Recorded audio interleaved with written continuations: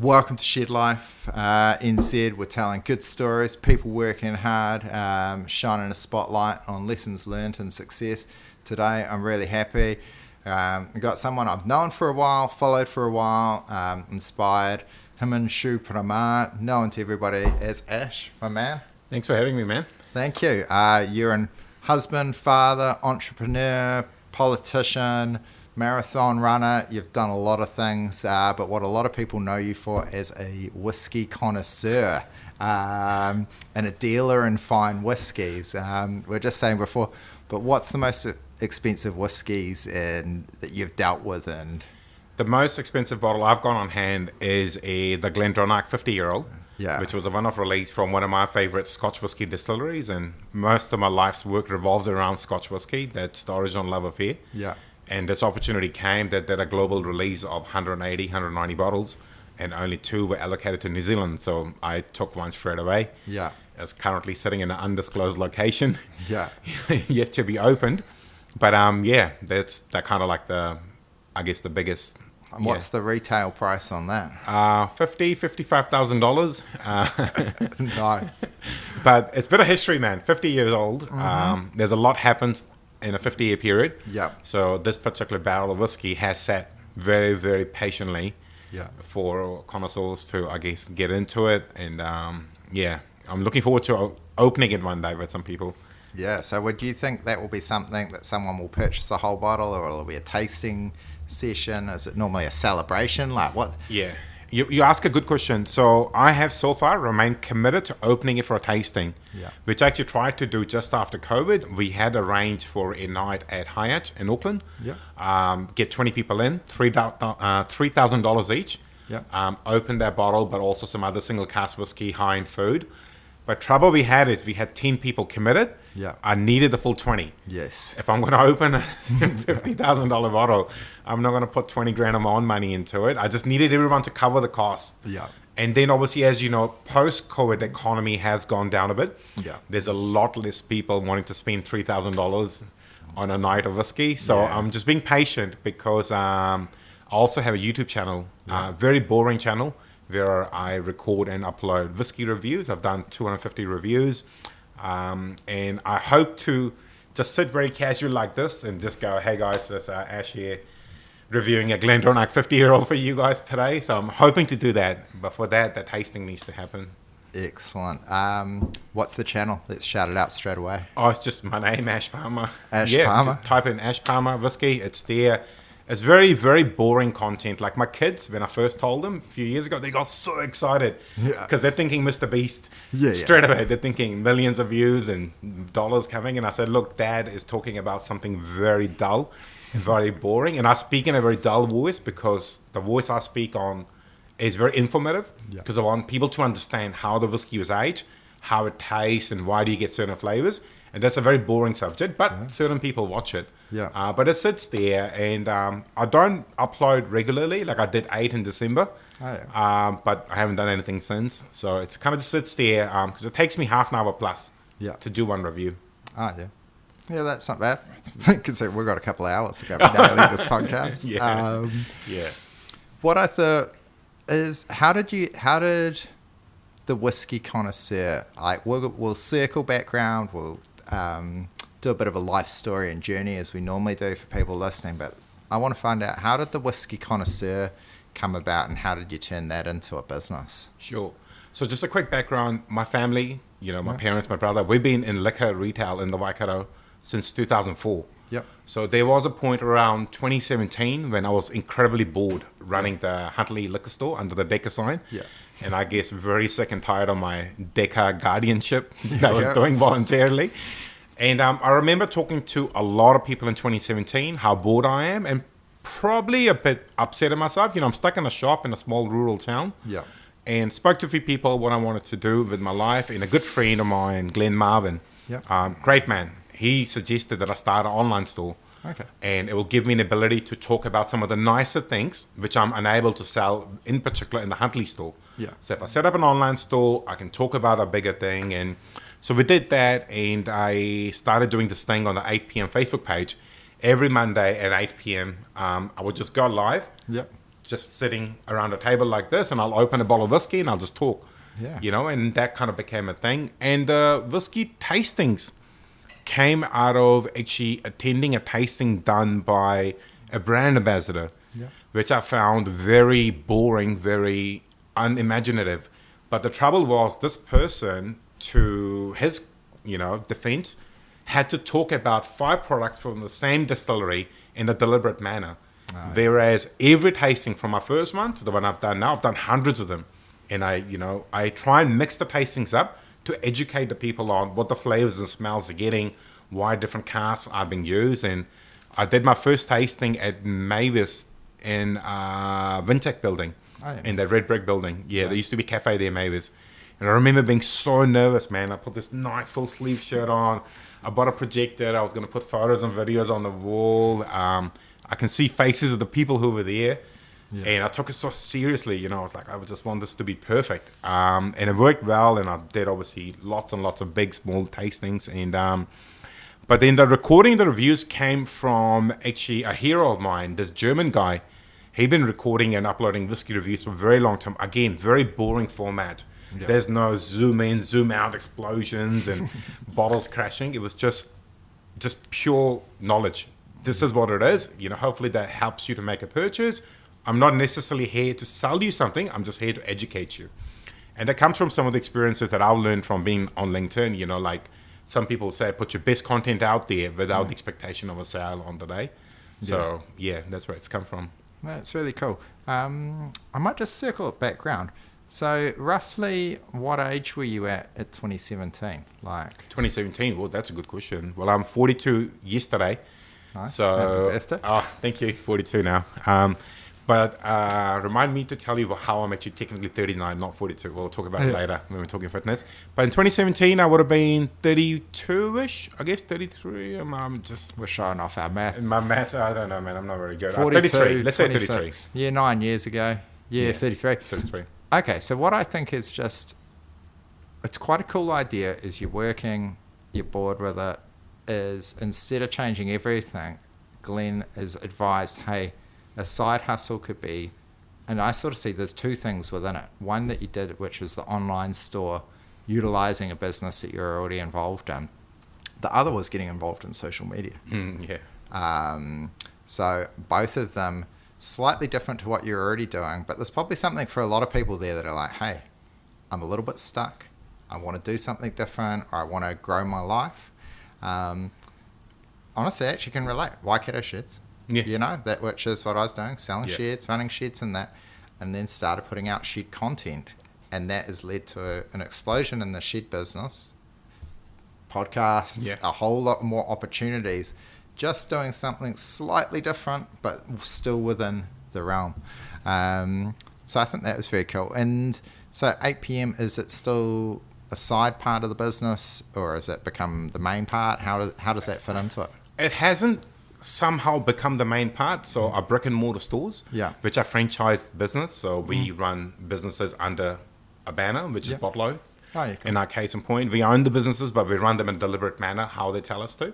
So I've always kept 8 p.m. separate from it, but 8 p.m. has always been a hybrid extension of my own lifestyle, which is the whiskey guy. During COVID times, gin became a big thing, and we rode that wave. And then this Christmas, New Year, the whole gifting thing became very, very huge. The advent calendars, tasting packs and all that, and we did that really, really well. I think I could be a good case and example of how when you become the business, how hard it is to sort of separate and grow it. So 8 p.m. has kind of remained that extension. It hasn't sort of gone to the full extent. And we can talk about that later if we talk a little bit about politics and all that, some other distractions in my life. Whereas, if 3-4 years ago, when things were a little bit different, I wasn't as caught up in doing advocacy work in retail crime, all that kind of stuff post-COVID, because, man, COVID years, 8 p.m. went like this. I can tell you a great story around that, actually. We started at 8 p.m., right? It's an online, you just open a website. No one can see it. You can't feel it. It's there. People order. And I joked to my wife once, if 8 p.m. ever does 100K in a month, I'll buy you a Range Rover. Ooh, you got to be promised on those. Careful on those promises. Because at that time, that was like a mega ceiling. Yeah. Whereas the shops were doing that comfortably. Yeah. And they've always been doing, but I just thought online because they only had premium things, right? Yep. And then it never got there, you know, in the 2017 late, we started 2018, 19, I was staggering. And then 2020, COVID lockdown, all my liquor shops have stopped. Yeah. And online store went like that. Yeah. And we ended up doing $500,000 in wow. a month. And to her credit, she reminded me that a promise was made, but she said, yeah, this is, you know, kind of bogus numbers because the shops are shut. We're technically down 52%, but your 8 p.m. is gone. And, you know, I have no problem saying COVID restrictions is probably the best thing that happened to my online business. Yeah. Because all of a sudden, everyone was looking at online business. With a asterisk, we ended up selling a lot of mainstream stuff to try and remain solvent, you know, like basic Smirnoff Gordons, which I have no intention to sell online. That's what the brick and mortar business for. 8 p.m. is always about premium whiskey. And in the last year, I've sourced a lot of good rums for it as well. Oh, nice. So it's kind of like offering customers something a lot of the big distributors would never bring in. And if you recall, that's some of our early conversations as well. When I had a consignment stuck in Hawaii. Yeah, man. Which came from being in Hawaii on a family holiday, going in all these beautiful big stores. I'm like, man, we need all this stuff in New Zealand. And we had a lot of trouble getting the stuff because we didn't approach it properly. And that was a huge learning curve for me for trying to make contacts with either manufacturers or distributors there rather than retailers on the ground. And I've been doing that, you know, I mean, we're bringing rums in, we're bringing whiskeys in. So that's a good learning curve. But it's kind of, I guess that's just my curious nature, man. You know, and a lot of people can look at it this way and go, well, he's an Indian, they're always chasing $1. It's like, it's not necessarily chasing $1, but it's just the fun of making the dollar. And that's where 2017 came, you know, the 8 p.m. thing. I'm just so bored running a shop. You know, I want to do something different, meet interesting people.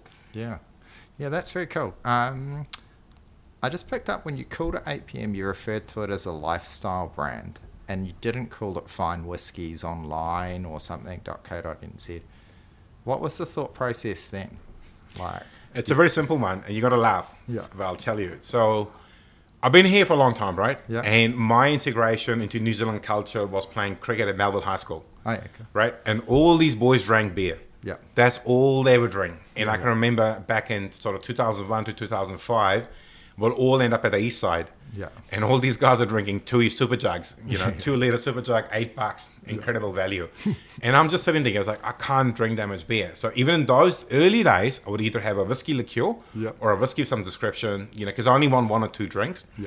And the way I look at it and I relate it to barbecues, the whole Kiwi culture, again, people drink beer and wine, but in my own head, you know, like I work incredibly hard. You come home, you have your dinner and everything else. And a good spirit is something I drink after dinner. The family has settled. And that sort of roughly is the 8 p.m. Nice. Which at the moment, because of the gym, it's more like 10:30 p.m. But it's okay. So that's kind of where the 8 p.m. came from, you know, late in the evening, not early in the evening, because I wouldn't tell people to start drinking whiskey at 4:30 in the evening. Unless they can only have one and stop, you know. I like it. That's very cool. It'll take a little bit longer to get out there, I suppose, on the algorithm or the Google search. But it's got a level of class to it, which I think is obviously what you're going for. Let's wind it back. So you've mentioned, or maybe we have, but originally from New Delhi. So your parents must have made the choice. So when did you guys come out to New Zealand? 2001. I was 17 years old. And my brother at the time would have been 13. So and he went to... What was that like? Because most teenagers were you upset about your parents saying, hey, we're going to move to the other side of the world? Like, it was like a soft landing that we're moving because we've known for some time because there was a process. It's quite a process, and it was very different back then. Back then you applied as a whole family, so mum and dad had to demonstrate certain number of work experience, a little bit of money, and also be a certain age or below it. So in the way I look at it, and I don't quite know what the immigration needs of that time was, but I feel like from 1998 to 2003, when that scheme was running, we were essentially buying families, future taxpayers, you know, under 50-year-old husband and wife with 15, 20 years work experience. Maybe they've got 50, 80K already, so they're not a burden on us day one. And they've got a couple of kids under 16. That's okay. Because that was a big deal back in the day. I think it's 99 or 2000. whenever I was going to turn 16, my parents were under a lot of stress because I was going to turn 16 soon. And they really wanted to get the application in before at least I turned 16 so I can be covered by it. And I'm hoping they weren't going to leave me behind otherwise. So that's how it kind of started. And the other thing is also, Jason, we've had family here for a long time. Okay, cool. So my mum's sister's been here since around 1988. Ooh. And her other sister's been in Australia. So we were actually kind of like the last ones to kind of decide, because mum had a really good job in India. She worked for a national bank, and my dad had a construction business. So they, I guess, gave up on a very good lifestyle for the sake of me and my brother. You know, they, I guess, wanted to give us a little bit more secure future. And I mean, whatever you call being in New Zealand, you know, I mean, doing mountain biking, running, all this. I mean, my age versions in India, they're not really doing a lot of this. The life can be a bit of a struggle for their middle class here. So yeah, it's I like to remind it. Old Ed Sheeran was saying it, and he's a lovely guy, but so he probably would. But New Zealand's such a great place. We are so lucky to be in this country. It's, I think sometimes the only thing that takes away from it is if there's any country that can then be slightly nicer, particularly in winter, is Australia. If Australia wasn't our neighbour, it would be endless. You know? It's only that we have the Sunshine Coast as our neighbour that can, but it's just so desirable to be here. It's pleasant by and large all year round. So what was, and so your parents just were willing to make that sacrifice, knowing that they're probably going to have to give up the careers. They're not going to be able to switch and go from construction and banking in India into New Zealand, but they were prepared to do that to give you and probably then your kids the thing. That's it, mate. I mean, and the other thing is, pun fully intended, they bought a dairy. Because it was explained to them abundantly that is the safest and the quickest and the easiest way to buy yourself a job. And I guess that little money that mum and dad brought with them allowed them to buy a dairy, kind of like day one, which was in on Tuikaramia Road in Dinsdale. Okay, cool. So that's where we kind of lived early, and it was good, man. You know, like and like I said earlier, I played cricket at Melville High School. That was like the quickest way to, I guess, just crash course into Kiwi culture. You know, you're standing in a dairy filling drinks, chocolates, lollies, people are coming in, everyone's so excited, you know. And I don't know if you know this, but Dinsdale, just the outside of it, is Templeview. And there's some very, very cultured people in Templeview. You know, they'll come in and have a chat, and they somehow had a lot of interest in Indian culture and religion. So I remember having some nice chats with people. But also there was a horse training arena, I forget the name of it, just outside of Dinsdale. It's still there, I think. So a lot of those people would come during the day, and they were a little bit rough, but funny. You know, so it was really, really good.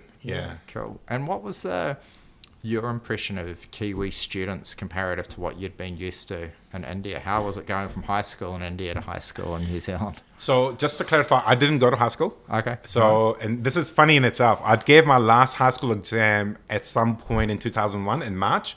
And 6 days later, me and mum were on a flight here. My brother and dad had already come. And mum said, look, do your high school exam, then we'll go there. And the whole flight here, well, not the whole flight, but a few times she said, you better not fail any of these exams because I'm not flying you back to reset the exam. We're going to make you do a whole year of high school. And luckily I didn't. So I went to Waikato Uni and did 2.5, 3 years. Didn't get anything. Just kind of, I was interested in finance and marketing in a way, but I don't know, man. I've never been diagnosed with anything, any kind of conditions, but I self-determined as someone who struggles to put down a piece of paper what I've learned. You know, like even all through high school, the teachers would say, he knows what he wants to say, right, but he's just not quite demonstrating it on a piece of paper. And that is the whole Indian, I guess, largely education system, is whoever can memorize the best and demonstrate it is the winner. Whereas what I've loved, and I'm enjoying watching it in both my kids as well, it's more the greater understanding of the world around you in New Zealand, which I really love. And I wish I went to school here instead, which my brother got to. And, you know, he enjoyed going to Hamilton Boys High. Whereas sports was very important. And also understanding what you're doing rather than memorizing. Which is a big difference, man. You know. Absolutely. Like, and even more so now. Because you've got so much information at our fingertips with... I mean, it used to be you could Google it. Now it's ChatGPT. It talks to chat. So just being able to memorize. In saying that though, I give credit to them is like memorizing the times tables and some of those things are key. Like it's good to have a bit of rote learning. I think there's a place for rote learning, but there's a lot of a place for just more understanding the world, empathy, and being able to get on with people. Well, that's when my brother was going to boys' high, and then I saw a calculator in his backpack, and I'm like, what is this for? Because when I went to high school, we didn't have one. Really? We did complex calculation. You had a supplementary paper. You would do all that yourself and still find the time to finish your exam and demonstrate that you actually understand it. And then I got to look at him like, you guys are so lucky you have a calculator, to help you with your exams and preparations and all that kind of stuff. But hey, I think I would never fault one or the other system. Yeah. The Indian system works. It kind of goes to an extreme, but over there, the cut through is quite intense. Yeah. Like for your audience, I would actually encourage them. Netflix has been making some really good movies around the whole Indian education system and how cut through and brutal it can be. Yeah. You've got 10 million people applying for 6,000 jobs, and how people spend up to 4 years to prepare for this exam. And then the odds are like, there's a better odds of winning lotto probably. If they just moved to New Zealand, they could win lotto. But these people are preparing for these exams, and the number of seats are so limited. But over here, and we can go into that if you like, how what I've learned by living in New Zealand is you don't necessarily have to be really good at school and then university. You can still make $1. You can flip $1, make it into $1.20 and just carry on, as long as you're going to do it smartly and consistently.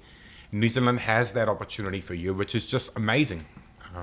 I think it certainly does. I was just going to ask, have you found it an advantage in business that you must have been pretty good at maths if you could do all of those exams, and that is just being able to run the numbers? Well, I learned that from my dad. Yeah. And we still do it, Jason. So any number of friends and family, they are less experienced, more experienced than, anyone else. They'll still bring the books to me or dad, and they go, what do you think of this business? And not me to that degree, but dad will just sit there and say, you're not going to make money. I can see that, it's just not going to happen. And it's just, and for the purpose of podcast, you and I are going to sit with a paper and then explain it to the people. But someone who's been running businesses, understands cash flow for 30, 40 years, like I've been doing for 20, 24 years, it just becomes second nature. Yeah. It's kind of like predicting what's going to happen next, and which is something, being in a liquor store, I see it all the time, especially with tradies.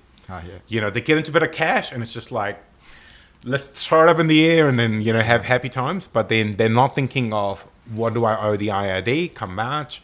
What do I owe for my vehicle that I'm off on a lease and all that kind of stuff. So there's a bit of there, you got to have a bit of discipline, especially if you want to keep building an asset base. Yeah. Which is, I'm kind of coming at, like if you just want to earn $1,000 and spend 800 of it, and if you're happy with that life, hey, look, good luck to you. Yeah. A lot of people do that, and luckily we have a protection field the government gives us, that you get pension later in your age, all that kind of stuff. But there's a lot of people like you and I who want to grow our asset base, and that comes with a lot of discipline that we need to show. I would just say, if anyone is still listening and they're younger and they can do it, the maths, you sort of brought it up with the tradies. I've known so many guys that have got into business, girls as well, but mainly the guys, and they've gone to go out self-employed, fencers, builders, roofers, digger operator, all of these things, and they're really let down by their maths and their numbers. Super skilled, but if you don't understand the numbers, so you might not need to know Pythagoras' theorem and some of the other stuff, but really good just addition, subtraction, multiplication. And hey, if you've got the kids, I'm a wounder, so I made my kids do it. We go to the supermarket. All right, let's look at it. If that's $3 for 500 grams and $5 for a kg, well, what does that work out per? What's the good value in just doing that sort of thing all of the time? It's just where does the maths, where does it fit out? Because same again, if you don't know what to charge, you don't know how to work out a linear meter or any of these things, it can make business really challenging. I can give you another kind of great example of how I might have been helped at a younger age. So when I grew up in New Delhi, we did not have a concept of supermarkets. Because it was a very overpopulated city. What you had is a lot of small shops. Tell me overpopulated. What does that mean? We're rural Waikato. Well, I drove past a lot of farmland to get here. Like, man, I can put some houses here. So I grew up in Vikaspuri, very small suburb in the West Delhi. And when I grew up there, it was about 150,000 people. And probably, I'm just guessing, and no more than 7 to 10 hectare. Wow. That's, think up. high rises and all that kind of stuff. That's a lot of people. That is. So my parents live on 1 hectare. Yeah. And there's 2 of them on that hectare. Yeah, I know. Yeah, I live on 2 hectares, and there's 3 of us. Yeah. Yeah. And just for the record, I live in a small city section, so mum and dad get bulk of the money, which is as they should. Yeah, nice. But the example I wanted to give you, and this is very important, and I think people will hopefully benefit from it. So from a very young age, mum would give me the money and tell me what to bring. She would write it down. And from a very young age, I had to figure out for myself. She was giving me 50, the cottage cheese or the bottle of Coke, whatever it was 35. I need to bring her back 15. Yes. And this is not something that's taught. That's just a way of lifestyle. Yeah. And I can relate that to my early days in the dairy. Yeah. And these kids are coming in, Jason, and my dad always shares the story. These kids just throw all their money on the counter and go, can I buy that? Yeah. My dad be like, yeah, you've got way more money. Do you want a bottle of Coke as well? And they'd be like, oh, it's cool. It's like, you're 12 years old. Why can't you figure out that you brought $8 and the goods are only $6? But I think it's kind of, again, I wouldn't criticize it. I wouldn't talk that Indian system up too much or criticize this one. I think they're both equally good. But you also touched on it with your experience, and I've seen them as customers. A lot of the tradies, that struggle, it's because from a young age, they haven't quite understood maths or basic. I've taken 10 in, I need to keep 8, 2 is either for tomorrow or make sure I change. It's just an extension. It's, they become adults and they're working so hard, which is often the shame, man. In Huntley, I saw a lot of these farmers, young farmers and tradie types working so hard, making so much money, but somehow they were not making any capital basis for themselves because it was kind of one way in, one way out, and it's gone. Yeah, no, I agree. I'll probably go a bit harder. I can't talk to the New Delhi experience, but I got good maths when I grew up in the 80s in New Zealand. My old man was into it. But it's just key. You've got to teach the kids, even if you don't know, is maths opens up the world. There's lots of other stuff I'm not too concerned about, have fun at sports if you're into sports, speeches, lots of that stuff, whatever, follow your passion by and large. But maths, if you don't understand compound interest, and it just makes me sad. I watch lots of the boys' friends, shout out to you guys if you do, but they leave school, boom, get a job, whether it's an apprenticeship or not. What do? Take up a car, take up a Hilux these days, love a likes, but there's a few key things, not paying, pay cash, save the money. Yeah. But you're pretty much always behind, and that's, some people can get resentful for it, or they can't understand why they've actually earned good money their whole life. They've done all of these things, but they either unenrolled themselves out of KiwiSaver, they didn't, they ticked up that car, and then they pranged it, and they didn't pay the insurance. But, a few bad decisions in the late teens or early 20s can set somebody back so far. And, housing is affordable in a sense in New Zealand. If you're in the Waikato, I'm not going to talk to Auckland. I love Auckland. I'm originally from Auckland, so I get that. But hey, man, if you're in Morrinsville, Te Araha, Paeroa, lots of Hamilton, you can still get a place for $500-600K, easy. And once you actually work that backwards, it's affordable. It's the same as rent, but you've just got to go, hey, I understand the numbers.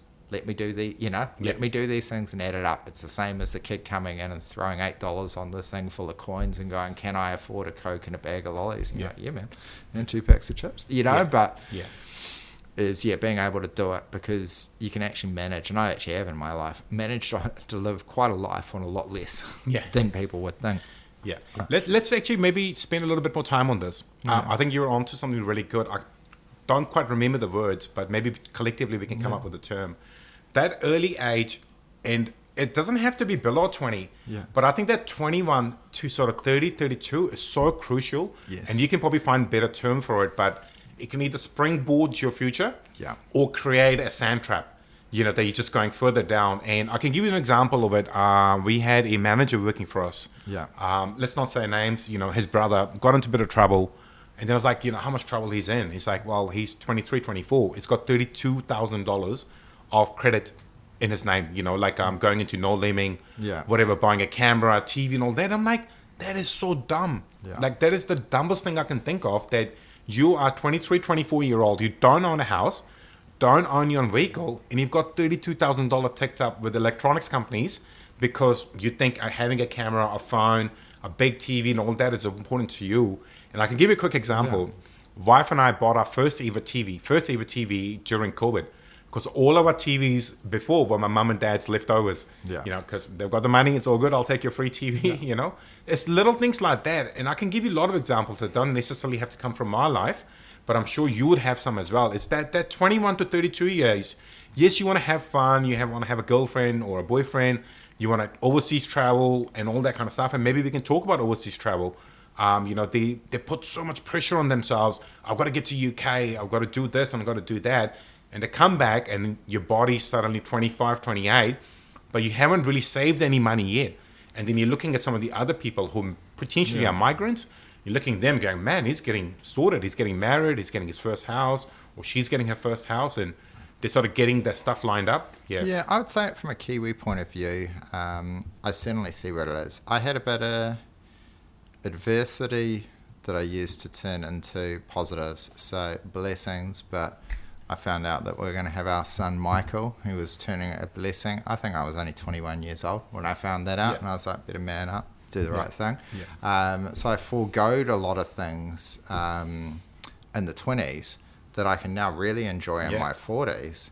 And by maintaining, staying healthy, you know, Frida and I joke around all the time as we go out as a couple, you know, we've been together forever.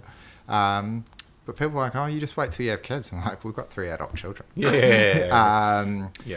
But there's a biblical type saying to it. I can't quite remember how it goes, but it's like the building the house on the sand or building it on the brick. You know, it's building the foundation. Are you using your 20s to build a foundation for the life? And a lot of the media in New Zealand, a lot of the way that people look at it is they think, it doesn't matter if I get old. It's going to be boring when I'm old, or I'm going to die young. And you're like, virtually no one dies young. Everybody gets old, and it comes around real quickly.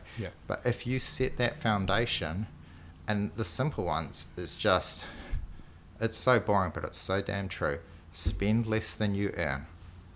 Just be disciplined. Spend less than you earn. Contribute to KiwiSaver. If you don't have to cop the kids or anything else and you're just renting or something, at least 10%. Just chuck it in there. You won't even notice that it's gone.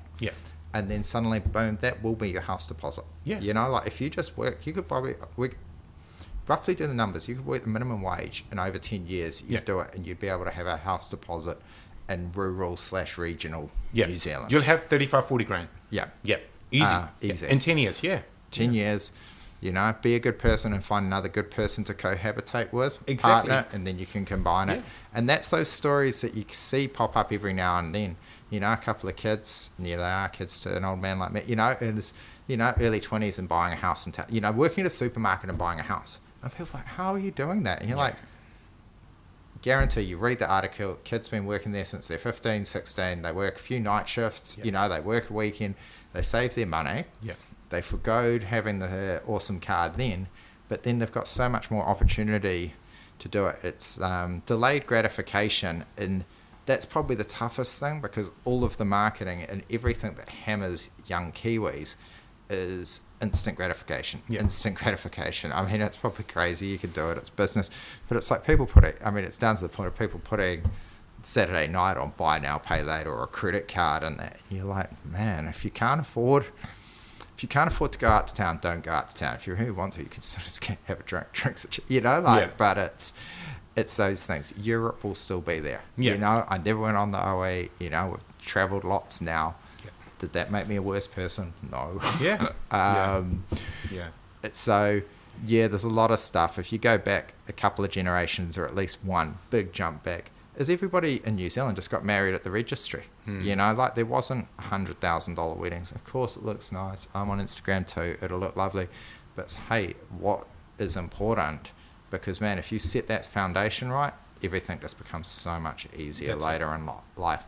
And hey, if you're listening and you're thinking, shit, I'm behind, I haven't got a house, reach out. I can tell you, keep the change. That dude nails it, Luke Kemes.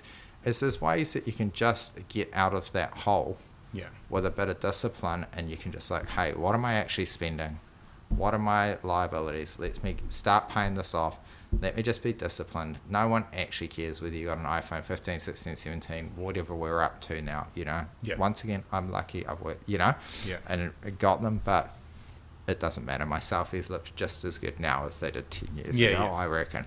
But I think it's just so important. And it's like, Oh, mate, I can see faces right now. People I've associated with, and I kind of just think, and you've touched on it as well. They make good money, and you look at them. Some of them are making $110,000, and they're 37, 38 year old, and they go, "Well, I can't afford a house," and I'm like, "Really?" Oh man, I've dealt with that same thing, and there's like multi-millionaire. Somehow she came across my feed, shouted out, so I started following her. But she was doing a rich dad, poor dad one. Is people go either I can't afford it or how can I afford this? Those two questions, when you make a statement like I can't afford a house, that's easy. Then you're like, sweet ass, I'm just going to have to spend all of that money having a good time because I can't afford a house. Yes. Yeah. If you're like, how can I afford a house?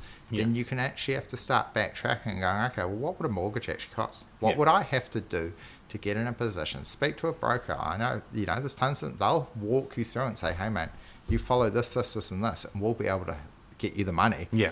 You just need to be good with your money for 6 months, 12 months, 18 months. Yeah. I can give you a quote which I was given probably when I first got into business by a great man. He said something to the effect, nothing is too cheap if you don't need it. Yeah. And nothing is too expensive if you actually do genuinely need it. Yes. And I think you've touched on that sort of an extension of Kiwi culture has become, Afterpay, all this kind of stuff. I don't need it, but I can pay $12 over 6 weeks. Yeah. And it's only $60, now I'll have this. And that instant gratification, which I will tell you, man, that is the constant battle in our household. Yeah. Like right now, my little man, he's putting a lot of pressure on me to buy a particular video game. Oh, yeah. And I'm like, we can get it. It's only $20, which is 32, 33. Like it's nothing. But he already got one start of December. Yeah. Not getting another one. Not from me anyway. Yeah. So he's got to wait. And it's also trying to show him that sort of pressure. It's kind of like, it's not about the money, but it's the discipline as well. You told me you want this particular game. It was $65, $70. We got it for you. Now you got to spend a bit of time exploring that game, play different missions or whatever you do in the ecosystem. We can't just keep getting you another one. No. And there's other things. I'd rather buy him another football. Yeah. Or shoes, that things he does actually need and he can use, than this sort of, Yeah, the dopamine hit of acquiring new things that you've got to be real careful with. I don't know if we need to go bound on. No, I've come back to what my thing was, is be upfront with money. I'm going to just tell you the Kiwi way of it and how I've done it, and then give me a Indian perspective on it. Sure. Is no one talked money when I was growing up. I was an intelligent kid off to Auckland Uni. I wanted to go on my OE. I'd heard that you needed to get a visa to go to England. So I went to the bank at 18 and got a visa, and then blew all the money. I literally thought that a visa to England was a credit card. Just so dumb you don't even know you're dumb. And that put me back in time and that. But no one talked about it. And so with my kids, I've been pretty much upfront for years, particularly when we moved to the Waikato. I left good corporate jobs. I thought I was going to be able to replicate that, and we went through a fair few real lean years when I found out that on the Hauraki Plains, bless you, love it out there, no one needs a corporate sales and marketing manager. They need people to milk cows, build fences, and a whole lot of skill sets I didn't particularly acquire, and life's been good to me. But I was just like, this is what I earn. I think at one point I was on total salary, I'll just say it's 80K. I had a job, 80K, and it's like, by the time of the tax, KiwiSaver, mortgage, power bill, and it's like, hey, we've got like $150 left, so I can either buy you that hockey stick, you that shoes, or something. And once I actually did it, and they're like, okay, I appreciate that you spent the money on the shoes or the hockey stick or something. And you're like, if you ask for more, there is no more. Yeah. And I was not prepared, and I still wanted is to go into further debt, because I'm just like, I'm just borrowing from future Jace. Yeah. And future Jace is really going to want to punch past Jace in the face. Yeah. Because then he's going to have even less money to buy the shoes, the hockey sticks, and everything. But I was just upfront. It's just like, this is what I earn. Whether it was $1,600 a week, which might sound like a lot, but, mortgage kids, Yeah. And it just made everything so much easier. Even now, I'm still upfront with, hey, this is what we're doing in the business. This is what I earn. This is what we got. And I might say, hey, well, I'm not going to pay for everything because you guys have got to learn resilience. I'll help you out here and here. But is it certainly, being upfront. But I talk to people, and people are like, you can't say that to your kids. Then they'll know. And you're like, I want them. Yeah. I want them to do it. But What was the experience? Is it similar? Is it the same? Is it different? How were you raised around money and the values of like? I'll try and give it two parts. So growing up watching parents in India, like we were like middle class, or you could kind of say lower middle class, which is 300-400 million people probably in India. So you're a nobody. There is no identity except for immediate friends and family. You're a number. You're just a little dot in a very flat line. And I used to watch my parents, you know, they tried their very best to make things special. It's so funny, man. Mum showed some photos to us the other day, like some photos from being small, and we were at an amusement park. There's a photo of me with a bottle of Coke in my hand. There's a photo of me with an ice cream. So we did all that, but we weren't rich. We just had a great life, but didn't try to do too much. The other thing, and you'll laugh at this, man, we did not eat much chicken or any sort of meat when we were growing up in India. It was predominantly vegetarian diet. Chicken was something every few Sundays, Dad would go to the butcher, get a chicken freshly chopped, bring to home. To fact, now I'm eating 300 grams of chicken for lunch every day, and then I eat 250 grams of lamb every night. But also that comes from, I guess, that earned capital base, right? Like, how to say it without sounding too out there, you know, I've made my money, I'm comfortable, I can do this. But there was a time we could not afford to do it. And credit to my parents, they didn't try and overdo it. They showed us a good time. And obviously, since we've moved here and they've gained more capital, they're making a bit more money. And now we're all making our money together, which is something I think you and I should talk about. That collective money growth as well, which is missing from Kiwi culture a lot. I feel like it was there in the early parts, like when the Maori settlers were here and then the European settlers came. They worked very, very hard together, and then they've gone into silos, you know, oh, my house, my property, this and that. Whereas the migrant communities, and obviously I've got lived experience in the Indian culture, it's very much that sort of three-tiered, you know. My parents brought me here, they've set me up, now I'm looking after them and looking after my kids, while my parents are still making money, but there is in half expectation they'll leave me some money. You know, it's not like the parents at the end, they go, oh, I'm giving all the money to charity, or I'm giving it to someone else random, which I see in European culture a lot. You know, they kind of go, no, I'm not going to give money to my kids, or I'm not going to hand it down, which is okay, each to their own. But there's like a hybrid model that has been working for us, and I'm trying to put those values into my kids now, you know, whereas my kids have very little money. You know, they get $10, $15 every now and then. Even out of that, they're trying to buy gifts for grandparents. Like, I can give you another example. My daughter's friends were in China recently, so she messaged the friend there, could you bring this one particular product for another friend here? Because it was like $3-4 there, and it's normally $20 in the mall. So it's little things like that, you know, and you don't necessarily have to think of it as being money-minded. And there's so many examples, and I can see the same. Like if you and I went into Rebel Sport, we will be shopping on price. Like, you know, there'd be a comfort factor. But you and I are not like, oh, must have Adidas. We're looking at, okay, what is the most comfortable? And I'm doing that with running shoes at the moment. The amount I'm going through, it's ridiculous. So I need value in that space.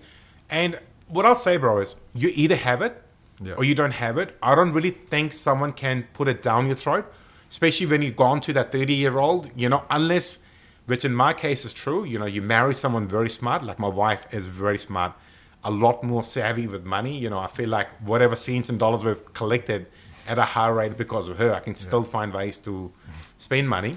So, you know, you could be a tradie, works hard, drinks a bit of alcohol, this and that, gambles a bit. But when you get married, even in 30, they do become grounded. But unfortunately, far too many. And I see their versions, you know, I see 55, 60-year-old tradies coming in. Their bodies are falling apart and they have no capital base. And you kind of go, man, this person is going to struggle on pension, because as you and I know, pension is not a lot of money. It's probably should be classed as a top-up, but it's definitely not money anyone can live on, you know, that $300, $350. No, not if you're going to still even own your own house with rates and that. I might we'll try and put a thing into it. But yeah, I think the inheritance one, that's an interesting one, is because, say, in the Indian community, people are more upfront, hey, there's going to be an inheritance, we're going to do this. But hey, there is a bit of an expectation.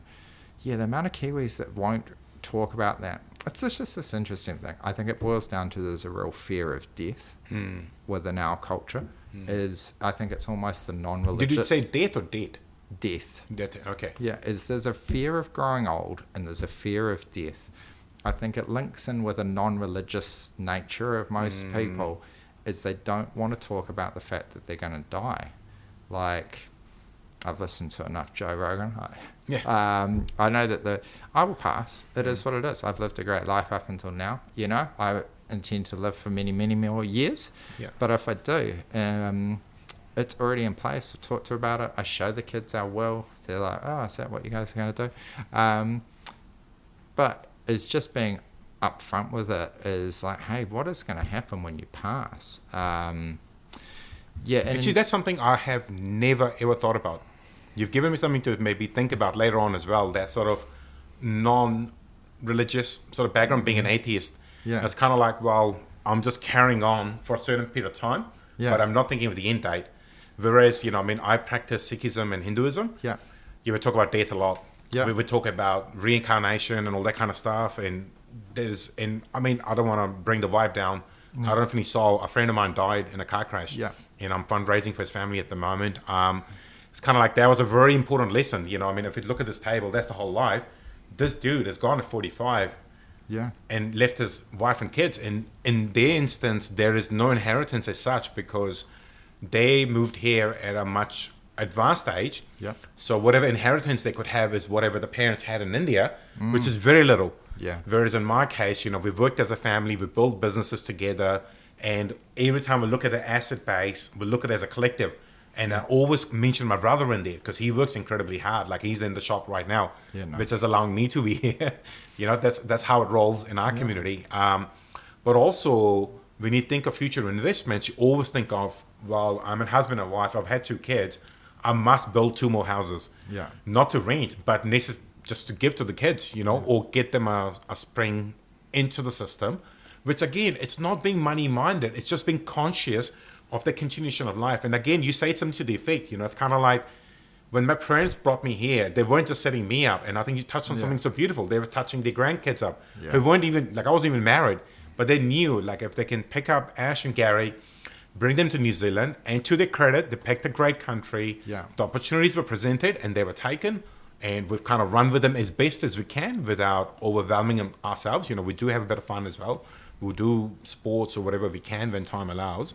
But it's also keeping an eye on what the future is going to do, which my wife and I are doing for my kids now. You know, like, this is the conversation we constantly have. Like, look, we'll have to help these kids somehow.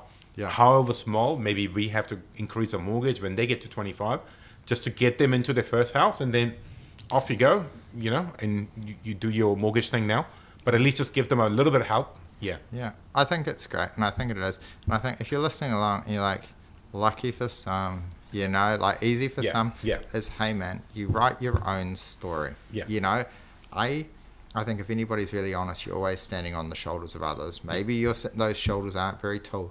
Is then you have the opportunity to be the hero of the story. 100%. Because, you know, honestly, your parents are probably the heroes in this story. Yeah. You know, for then you, mate. And then for the grandkids and that. But you can be the one that turns your family fortunes around. Yeah. And then you'll be the one that will go, man, granddad got it sorted.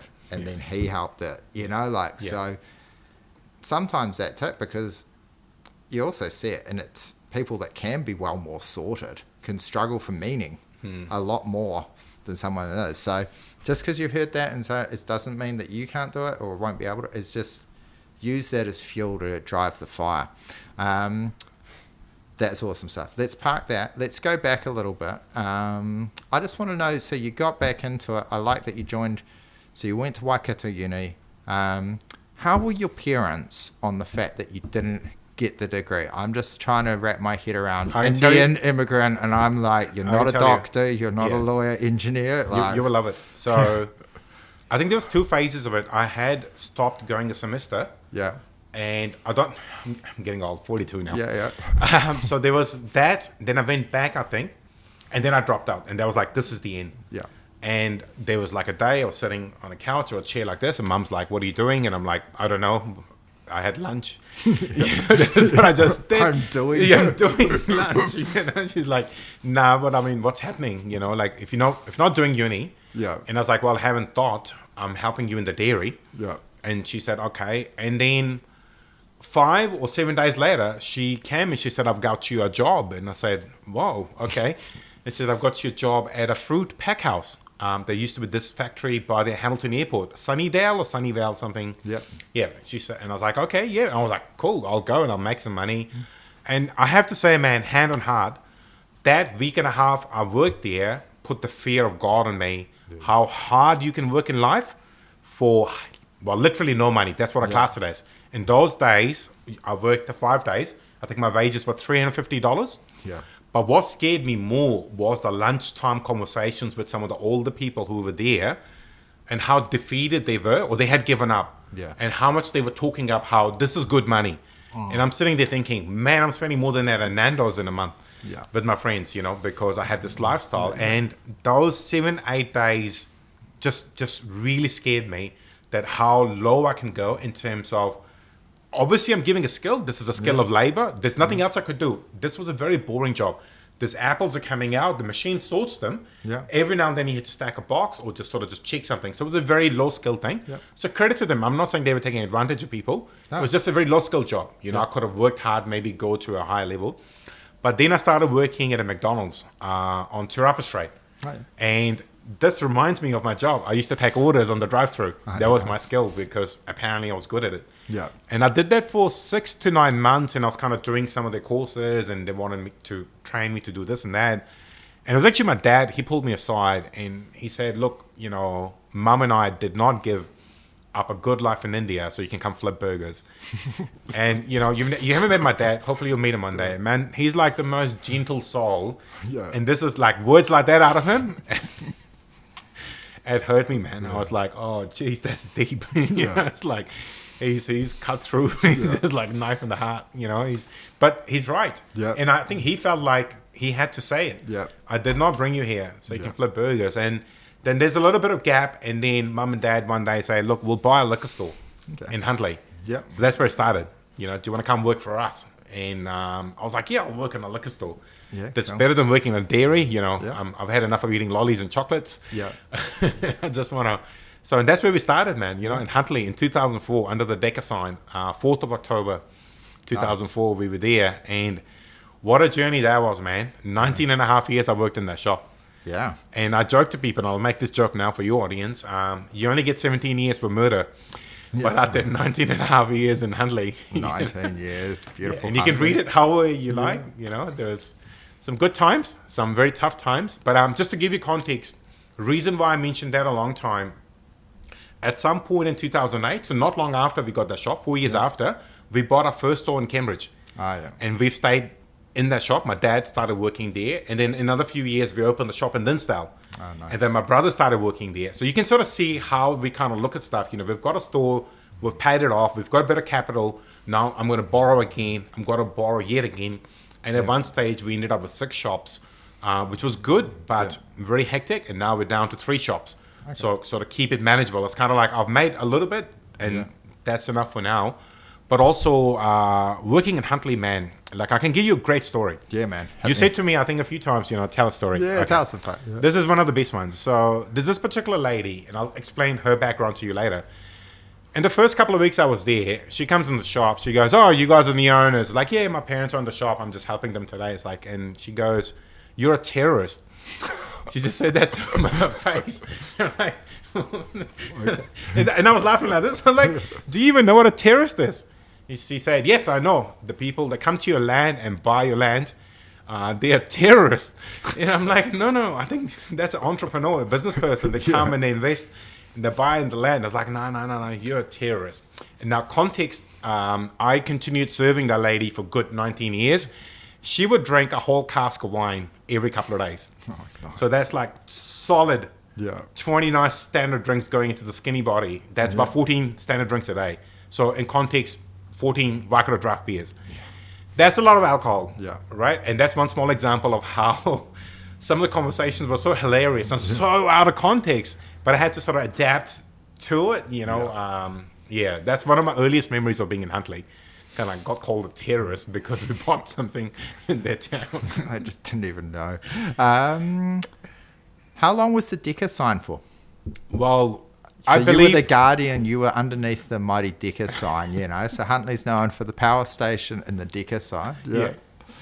So we got the shop in 2004, right? And from my understanding, Decker went bankrupt in 1999 or 2000. Yeah, it's something like that. Yeah. Which again, and just to clarify, that sign did not belong to our shop. Yeah. Because whatever was the Decker shop next door became a grocery store. Yeah. But that dude didn't care for it. He's just like, man, something ugly, whatever he called it. Yeah. But in 2006 or 7, someone from ZM rang. Yeah. And they go, hey, who owns the Decker sign? And I'm like, I don't know, man. It belongs to the people. I don't know. Maybe the guy next door. And he said, look, we want to do this thing. Do you remember the singer Jay Williams? He used to do a bit of rap. I liked a bit of some music. He got a bit of trouble and unfortunately left the music scene. But he was the biggest thing. Yeah. So we want to bring Jay Williams down. We want to have like a thing. But what we need from you is to connect your power to the sign. We're going to relight the Decker sign.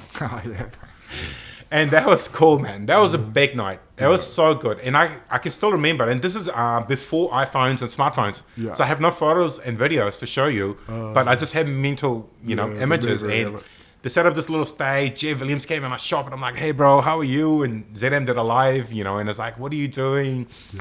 This and that. And then, they lit the sign. Yeah. And it continued, stayed lit the time I was there. I never disconnected it. Oh, nice. I'm not aware if it's not lit anymore. Yeah. There was times, I can recall multiple times, people will come in and go, hey, Ash, the lights weren't on last night. I say, bro, I turned it on. Yeah. I think the wires are maybe loose or whatever, but I'm not paying for someone to get back up there. Yeah. But they would magically just come back on. Yeah. And that's the aura of the Decker the sign. power of the Decker. You just can't kill it. It will just keep coming back, And over the years, a lot of people have said that the sign should be removed and sent to Tipapa or somewhere. And I said, nah, man, it needs to stay where it is. Never touch it. And if anything, maybe council should find a way, but maybe not council, because council will take it down. Yes. They will find a reason to take it down. But some philanthropic person should just keep it up. It makes people happy, man. And I've seen countless people. Like, I'll be sitting at the shop, and I'm looking at the window. Some Aucklander, often Aucklanders, they're just like taking a selfie at the sign. And I'll go outside and it's like, do you want me to take a photo? Yeah. And then they're like, yeah, that'd be so cool. And the dudes, Jono and Ben, before that, there used to be something else. It was Jono and this other guy. Yeah. They did a skit there where I think Jono didn't know that we've lost the Rugby World Cup. Or something, and then he ends up back in the future under the Decker sign again. Just all hilarious stuff, but it's still there, man. It's going strong. Obviously, I'm not there anymore, but the sign's there. So the sign's outlived my small story in Huntly. Yeah, part of the story. I hear the Decker sign. And then I think I never said it, but just people started saying, "Oh, he's the Decker guardian. He relit the lights," which again I didn't. ZM did. They paid for a lot of the stuff. But nice. But you gotta love these stories, man. Yeah, I think that night, all these kids came to town. They had free lollies and ice creams going. It was a night. It was amazing. People remember it. Yeah. Yeah, it is. It's cool. It's I don't want to be crass, but in our way of culture, or New Zealand, it becomes like a little shrine to the past or something. Yeah, 100%. And you can see how shrines develop and come over time. And so, if the Decker sign can endure, I'm closer to Paira, or it's down as like the same thing as some entrepreneurial businessman type guys set up the first LMP bottle maybe 50, 60 years ago, know. And people just love that. Yeah. And all it is 3 concrete troughs with a shape up. And it's just like... We drove past it the other day and we came over the bridge, I guess, from Monsville Way. Yeah. I said to my wife, you watched, there'd be a bunch of Indians and Asians there taking selfies with LMP. It was there. There's this guy, gentleman in a turban. He's like getting this nice photo done with LMP bottle just to say, I've been there. Yeah. I was driving to Tauranga and then I stopped at LMP bottle. I'm there. And that's cool. Yeah, man. That's good. I like that. I think that's really cool. Yeah. Yeah, I like those things. I like it. I like the T-rail corrugated iron stuff. I think there's... Yeah. It's cool. It just adds a sort of a fun layer to towns and society. Life is, life is too complicated. Yeah. And if something simple like that can give you just a little bit more meaning and a little bit of comfort, do it, man. As long as you're not hurting anyone, who cares? Go run for gold. Yeah. It's fun. No, that's cool. So uni, Macca's, Dad gets you guys motivated. You're in the liquor stores. 8 p.m.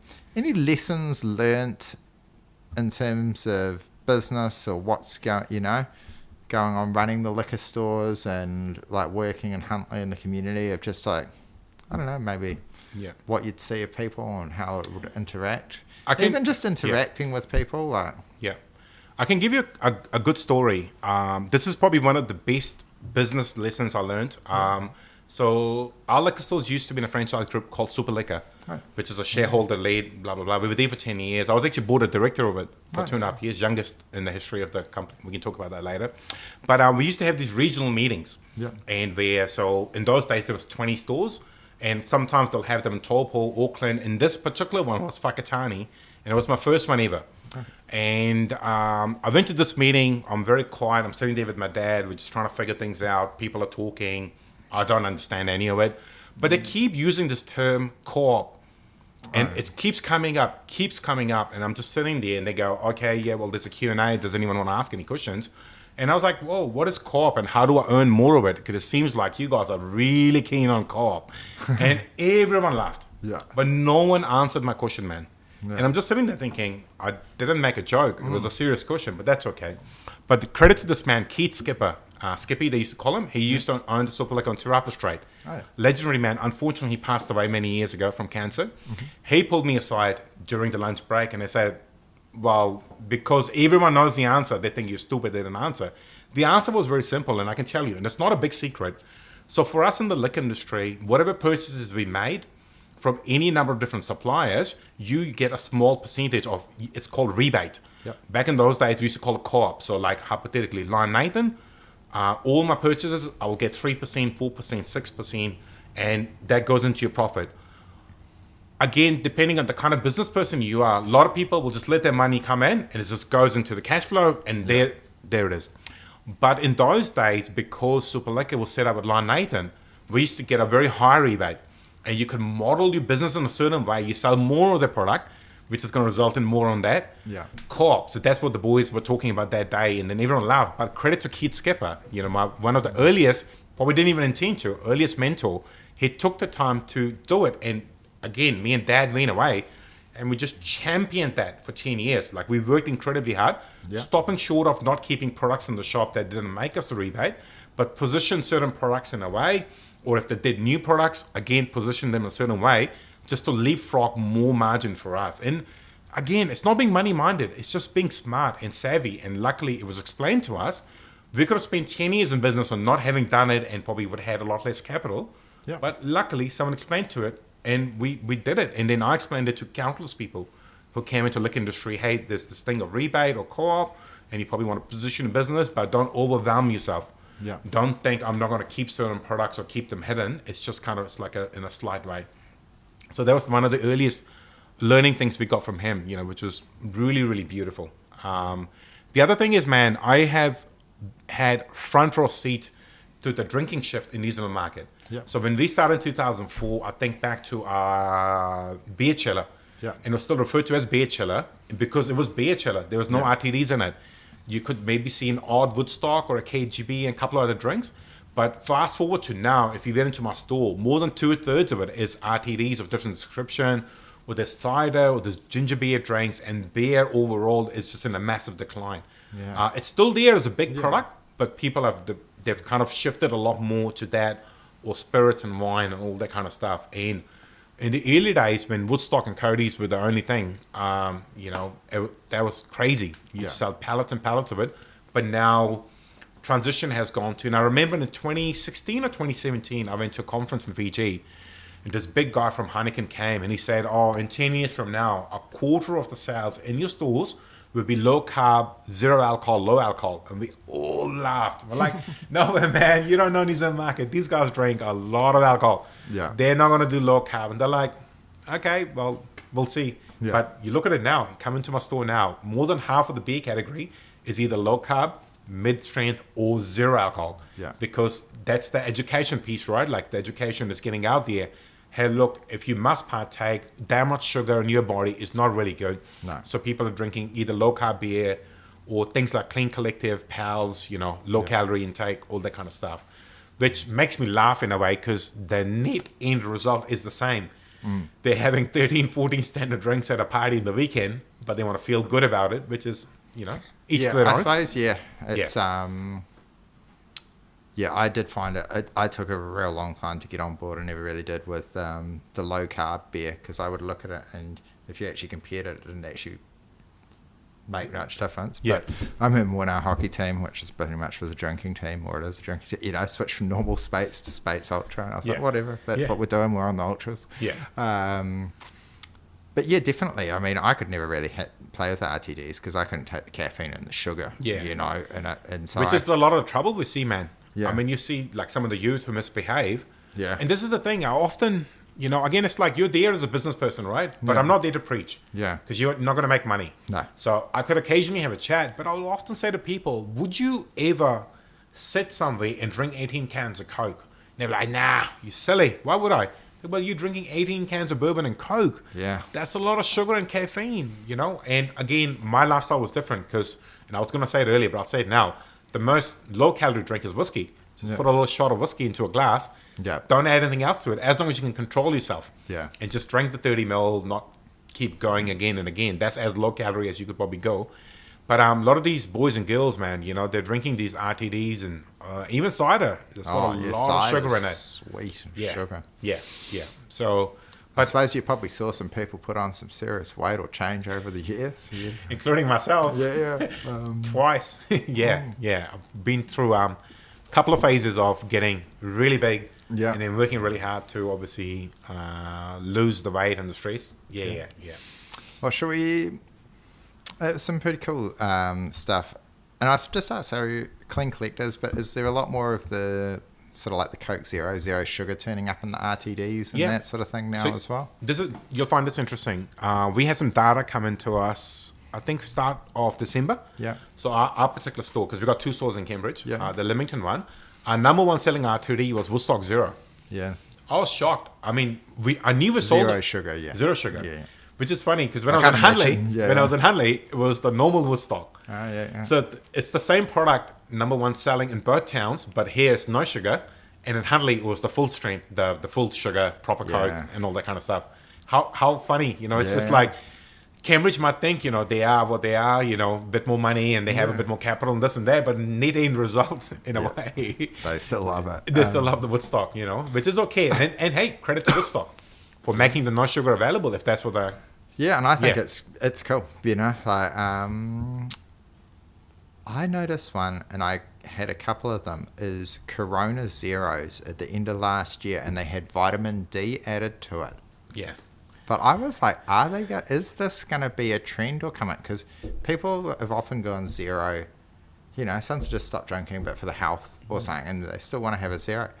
And then I saw that, and I thought, this could be a bit of change. Like, why not? If you're just going to have a zero beer, why not just start putting vitamins and like turning it into health? Because most people are going to be buying it.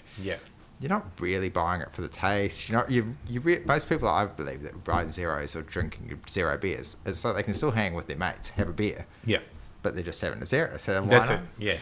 So has there been anything else? Is it because that's the first time I've ever seen anything actually remotely try to be a pro health thing. Like you can sort of like zero sugar is good, but it's not healthy. It's just less bad. So is there anything else going on like that is trying to turn any health tonics or alcohol health tonics out there?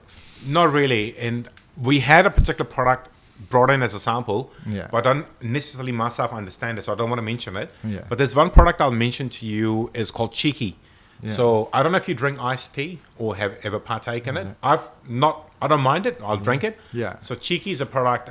They do raspberry mango flavored iced tea, but it's not carbonated, and that's been my number 1 drink. And remember, I said to you earlier, all the way back in cricket days, you go to the east side and they're drinking that 2 super jugs. I'm like, man, I can't drink that much carbonated stuff. Like I just can't fit it in me. It's just how I am. So the Cheeky, I thought that would become huge because it's not carbonated. It's just the iced tea with the vodka in it. And I thought Kiwis will jump on it, but they don't want it. It's very, very small in numbers in terms of sales. But it is what it is. But in terms of online, like in the premium spirits category, and I think that's where some of the growth has been. There's a lot of people out there who once get educated on the journey of the flavor discovery and the smell discovery, they definitely drink a lot less or get something nicer. Yeah. You know, like something aged in a particular way and it reminds them of a particular whiskey. I'll try and help them get more of that. And that's where some of the limited editions and all that kind of stuff comes. And on 8 p.m. that does work well, and that's what we get bulk of our traffic for. People are looking for those, you know, limited editions. Yeah. And what do you think makes for a popular alcohol, like what for Kiwis? And I'll just give a couple of examples. Like Powell's hit it out. Was it the J Reeve and the Rock? You know, Clean Collective seemed popular. Some beers, you know, like the Ultras have crossed over, and then plenty of stuff doesn't. Like plenty of stuff, you know, they're one summer, gone the next. Like what makes for a popular, you know, something that actually gets into the regular drinking? Like one I saw that was Wakachangi. I bought, you know, it was a bit of a joke beer. It got a bit of popularity, but you could see that it must struggle to sell many boxes. He does very well out of the chips, the Wakachangi. But yeah, what would be the sort of secret that makes for launching a new product that people actually purchase? To be honest, and I'm pretty sure they won't mind me saying it, I think a lot of these executives in these companies are really, really scared, man, because nothing seems to stick at the moment. Yeah. So I can give you a lot of examples, you know, like, I mean, you look at that clean, you know, low calorie and all that kind of stuff. So this summer, we've had 3 new overseas products come in. You know, Suntory, they've set up camp here. So -16 vodka drinks are here. Absolute are doing their own range as well. Kirin Haikutsu keeps adding product. Yeah. But each time something gets added, the last one stops selling. Yes. Or gets to a point where it's not worth keeping. Yeah. And I've heard something along the lines at the moment, because our TVs are so huge, the longevity in terms of brand loyalty is around 2.5 years. Yeah. Which you compare to this big beer drinking population back in the day. Yeah. Drunk Waikato, Steinlager. Yeah, Tattoo, Waikato, Willie the yeah, Waiter. Everything on the wall. Yeah. All that kind of stuff. That's what it is. That's what Grandpa drank and Dad drank, and that's what I'll drink. But now it's kind of like they are very transient. Yeah. To the point, you know, Pals for us is not a big seller anymore. Yeah. Since these other products have come in, you know, people are sort of moving along. Because every time people keep finding, like the 196 drink, I haven't tried it. They're somehow low calorie but full in flavor. Yeah. And all of a sudden people are like, okay, so I can feel good Yeah. by myself with the low alcohol and the medium alcohol and low calorie, Yep. but I can get the full flavor. And that's where marketing comes in. These guys are calling all of the flavors double. So they're called double grape, double orange, double lemon. They might not be double the flavor, but it's just wordplay, right? Because that's what they probably heard Kiwis say. Yeah. Love Pals, but not enough flavor. Yeah. You know, and they go, oh, look at us, double the flavor. So, but I was going to mention one that is probably the most memorable for me. And this started with probably one of the most bizarre conversations. Do you remember Johnny Danger? Yeah. The Danger Lager. Yeah. So that was an interesting call. Someone in his camp rang me and they say, mate, you're on the State Highway 1 under the Decker sign. Yeah. We're going to do this thing. We're going to send you a pallet of piss. Yeah. If it doesn't sell, you're never going to hear from us again. Not going to hassle you. Yeah. Just I need you to put as much of that pallet in the chiller, and we're going to do some stuff. And I'm like, I have no idea who Johnny Danger is. You know, It is what it is. And this man obviously went viral. He was on national news, all that, going around. He used to do this crazy thing with his beer and scull the whole beer in under 3 seconds. Yeah. And that beer just means nuts. Absolutely nuts. We're like, what's going on? And this is when we were doing the co-op thing. Yeah. And the line rips will be coming and saying, nah, you don't want this random beer. Sell the Steinlager. Yeah. Remember, I'm going to give you a big co-op check at the end of the quarter. But unfortunately, if you remember, he died in a motorcycle accident. Yeah. And that is probably what I was trying to say to you about 8 p.m. as well. At the moment, all of my energy is going into separating myself from 8 p.m. as much as I can. At the moment, I'm trying to get 8 p.m. on its feet by importing interesting products and distributing them without Ash, the whiskey guy. Yes, I can be there in the background, but I don't want to be the face of it all the time. And because of politics and other things, I got removed from it. And 8 p.m. struggled because of it. But now I've got it back on its feet. It's running all by itself. Doesn't necessarily need my face in there. Yeah. So I mean, look at that Johnny Danger, man. That sold a lot of beer. Yeah. But unfortunately, the man, you know, he died in a crash, and the brand and the sales, everything just disappeared overnight. Yeah. So yeah. Interesting. And then, yeah, that's right. R.I.P. Johnny Danger. Kiwi legends. I mean, they've seen a few examples. I mean, Lee Hart, you know, Wakachangi. Yeah. That guy is so hilarious, man. You know, like if he does a product, I'll try it once. Yeah. Why not? You know? Yeah, that's it. I got into the Wakachangies for a while. It was fun. It was fun taking it around. He did it really We did really good piss take on craft beer. Yeah. It was pretty good. It was cheap. Yeah. So he did well. What about craft beers? Have you seen much of a... I suppose there must be, surely there's a demand difference between Cambridge and Huntly on the craft beers, but is that because I read a lot of craft beer? I read the MBR because I'm a boring business person for anybody, but so many failing, so many just people. Is that true in what you're seeing in the... But the thing is, it's kind of like we can explore this in many ways, right? You and I have talked about how if you're determined, you've got a good plan, you can make it work. And it's true in New Zealand, but is it going to work long term? Yes. Right? So 12 years ago, 13 years ago, craft beer was just going nuts. People were a bit tired of drinking the same beers. Everyone jumped into it. Obviously, great guns. But as the economy has shrunk, that personal spending per person is decreasing. People are spending a lot less on some of those more higher value products in every category. And I can give you a more immediate... Do you think... I'll just ask. Sure.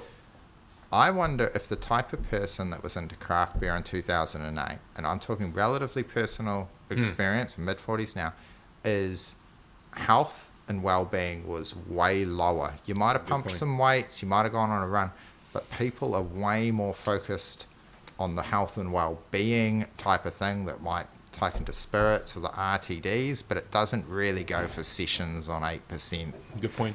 Yeah, actually, I hadn't thought of that. Yeah, that could be the thing. But also, I think I firmly believe it's just too many got into it without a business plan. You know, it's kind of like, we'll give it a go. And obviously some did well.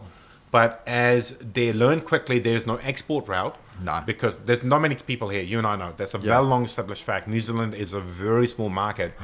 But the example I was going to give you, which is an important one, is after COVID, everyone got into gin. Yeah. Like we sold a lot of gin. And again, mum and dad were getting into gin, setting up little distilleries, all that kind of stuff.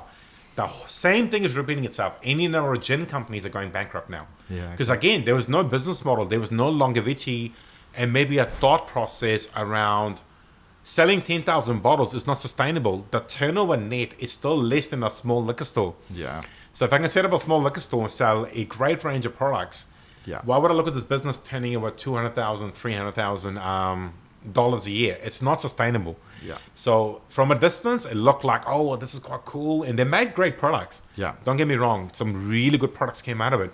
But a lot of them struggled because the truth of the matter is, if there's no income, they got to go back and work for someone else or whatever other business they ran. And you can only prop it up with your own capital for so long. If it's not sustainable, you've got to pull the pin. And unfortunately, a lot of gin brands are going under at the moment. But it's just commercial reality. Yeah. It's going to happen. And what we're seeing, again, not 8 p.m., but the brick and mortar stores, the bulk mainstream, you know, we call them mainstream, well-named spirits are in double-digit growth, some are in 20% growth, because everyone's reverted back to basics, you know, your Gordon's, Bombay, Smirnoff, basic whiskey, because money is a little bit tight. It will take a bit of time. So, yeah. Yeah, that's interesting. I think there's the money time. I wonder... I've seen there's a lot of people returning to nostalgic and heritage brands. I'll just chuck something out there. I think 2025 will be the tipping point or the year that people will look back, and that was the last time that people were able to tell what was real or not. Me and you are real right here sitting down, that's it. Yeah. But with the rise of AI and then the fracturing of attention, so you can have a huge concert and most people don't know what's going on. You know, very few people are watching the same news channels or anything. And so then people are like, hey, if I need something, I want to go to a known brand. And, you know, whether that's, you know, in a building brand or a liquor brand or a food brand, it's just like, hey, I'm just going to go to something that I know is real because it's just so much attention has been sucked into the phone. And then you just... Yeah, I just wonder whether there'll be a bit of that as well. Yeah, something I haven't thought about, but what you're saying makes sense because there's a lot of mistrust out there. That's the thing, you know. And then I mean, and again, this is not a go at anyone in particular, but I have been purchasing a few things of Temu. Yeah. It took me 18 months to figure out how to check out successfully. You know, like you go in there, buddy. Spinning. So I'm buying a lot of running stuff off it because it's so cheap, you know, and I only sometimes need it a couple of times. So. There's a lot of that as well. You know, people are probably buying cheap things off Temu and going, well, that fell apart. I know it only cost me $3, not $30, but maybe the Adidas product is good or that Nike product is good, and at least it lasts, because I've seen my dad wearing the same shorts for 30 years or whatever it is. Like I've got these 3 Canterbury running shorts I've had for 14 years now. They won't die. The stitching won't come apart. They just go forever. Just keep washing them. And at the time, it seemed expensive. Why am I paying $80 for a running short? Whereas even those days, you could buy a cheaper one through Rebel Sport. But I'm glad I bought them. They've lasted a long time. But I must add, how to say it? There's a long period I did not run. Those shorts were just sitting there. So it's not from 14. There's a long period of no running. There was 14 years. Nothing wrong with a bit of Timo.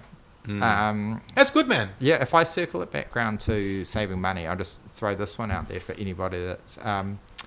I buy all my razors. I shave my head. I shave my face. I buy them off Timo, and I can get like... It's ridiculous, like 36 6-blade razors, and they last anywhere from sort of 3 days to a week, and I'm using them all the time, and it's like $10 for 36. Or you buy one Gillette for $10. That's it. So... just, always just be aware. You only have a certain amount of money. Where are you going to allocate it to? Can I just add one thing in there? Sure. I love the analogy you've given, but what I would add in there is, yes, you've probably saved $37, $38, but that does not give you license to go buy something else. Stupidly. It's kind of like, it's that forever battle, right? And I think that's where it's apt, like Temu. It's like, if you get it to $35, we'll give you another $4. If you only needed $28 of products, and then that's what I learned, I forget where I got the code from. Nothing is too cheap. If you don't need it, don't get caught up in... don't spend money to save money. Bless it. Love you, Frida. But she's always coming back and telling me, man, I got so many good savings and so many good deals when we're out shopping. I saved 200 here. I saved 180 there. I'm like, I don't even want to know what you actually spend. I can tell you a story around here. It involves my wife. So here's the hoping we love our wives, and they are definitely right. Here's the hoping she's not going to listen to the podcast. So she rings me from Farmers one day, and she goes, I bought something from here the other day, the same girls here. And she said, they're going to do this draw, and there's just like this hamper, and it's worth like $800 worth of stuff. And she reckons if I can spend another $500 today, she'll just draw it to me. And I'm just sitting there, like logical ending. I was like, do you need another $500 worth of stuff? She's like, no, but you're not listening to me. If I spend this $500, I'm going to get another $800 worth of product. And I'm like, look, do whatever you want. But I just want to end the conversation by saying, do you actually need the initial $500 of stuff? Because the $800 is probably, is it right? Correct answer is do what you want. But let's leave the story open-ended. Did she make the purchase or not? I'm not throwing her under the bus. But this is some of the conversations, they happen. Every couple has it, I'm sure. Oh, for sure. It's gold. I want to sort of get into the world of community advocacy, ram raids, some of the crazy that stuff that you saw. But I thought I'd just ask this one because it did. Does it affect liquor sales in New Zealand, like in your shops, celebrity endorsements of brands and that sort of thing? So if The Rock's like, hey man, I am cheat day, pump day, drink tequila, or Snoop Dogg's like, I'm drinking this vodka or something, have any of those actually made an effect on sales? Like people come in and do it? Or they do it all the time, mate. All the time. Like Jason Momoa. We all know Jason Momoa. He's got his own vodka. So he's launched it into New Zealand market, and it sort of had a big spike, and it's kind of flattened now. But that's like the smallest example I can give you. But they work. They work all the time. And also, don't think of a single event. Think of long term. For example, Heineken. They always sponsor the tennis. Right? The Auckland Arena. It's all Heineken, all that kind of stuff. You think of Polo, a particular champagne brand will always be there. So there's this like long association. Think of the FMG Stadium. Lion Nathan, Waikato, Starnlager. Can I ask then, because I thought I noticed this, Heineken sponsored the Rugby World Cup in 2011. Obviously huge for the country. Everyone was there, and the All Blacks, came away with it in the end. It was glorious. And I just noticed from that point on, Heineken before, and this is just my thing, it used to be a fancy beer in New Zealand. People drank it, but it wasn't that much of a staple. And after 2011, it was just everywhere. And I think it's, if someone turns up here to give us beers for, hey, thanks for this, or just saying, it's either going to be Heineken or Waikato, and that's because we are Waikato, But did you notice the same thing? It's like that sponsoring of the World Cup like kicked it off, or was it other things going on? Or? Actually, yeah. But also think of it this way: their play would have been on a global level. Yeah. That's why they sponsored the Rugby World Cup. Yeah. And I remember there was a lot of controversy because Starnlager are the All Black sponsors, but they couldn't be out there too much talking about it, and that's why they brought the white can back. Yeah. You remember that? Yeah. I've still got one of those white cans. Yeah, man. So, I mean, me and Dad had a can on the TV. Yeah. On the great night, and my mum's like, "You guys are silly." We're like, "No, you don't know. There's a history. They won the World Cup. We got to drink the Starnlager can now, even though neither of us have ever liked Starnlager. It's too bitter in taste." Oh yeah, but you're right. Grenades, but Heineken, but like Corona does that, right? Like, so Corona sponsors the snowboarding, and all that kind of stuff. And during the summer, you'll see them in the beach spaces. But it just all has that continuation. And I'm pretty sure a lot of these big guys, man, they'll have an algorithm somewhere how many times in a year they got to show you the product to sort of keep you, like, you know, we talked about Adidas a few times. It's always back in my head, I don't buy their products. Because through the extensive running and everything I've done, I've tested a lot of the product. It's not good. It's not made for people like me who need to go, you know, for a longer period. But it's okay. It's a bit of test and trial and all that kind of stuff. So, yeah. Well, I'm almost more tempted to get into it. Let's get into that one. How did you end up getting into the running? I saw... There's two phases of it. Which one do you want to talk about? I want to talk about the fact that I saw you post up that you were holding like a 17 kg or maybe a 16 kg kettlebell and a 1 kg dumbbell and say, hey, I've lost 17 kgs in the last, 6 months or something.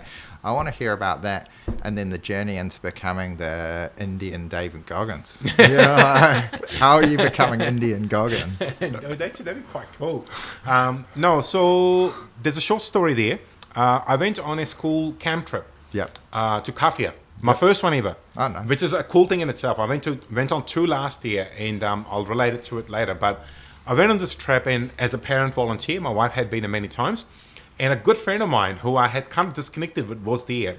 His daughter goes to the same school.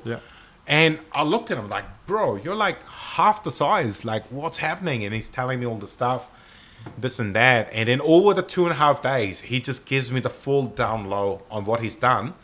And I said, help me.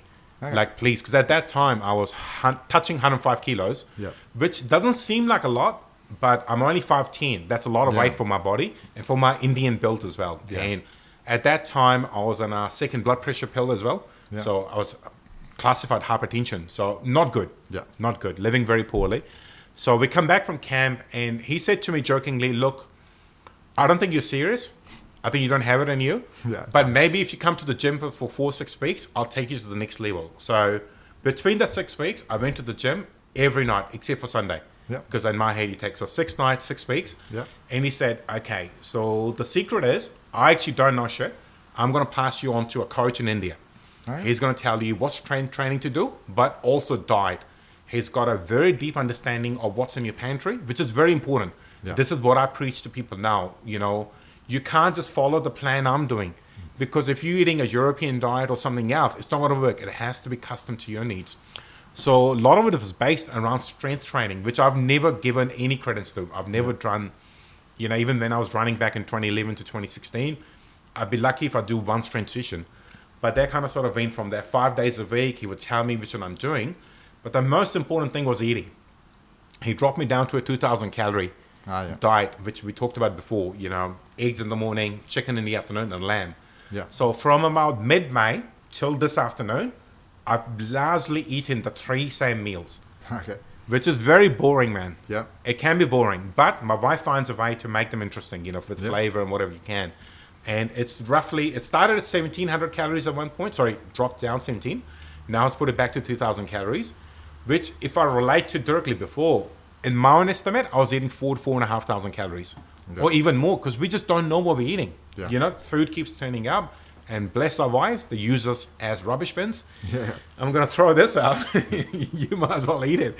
You know, this food is not serving any purpose, you know, because as I make this joke, they kill us with love. You know, hey, keep eating.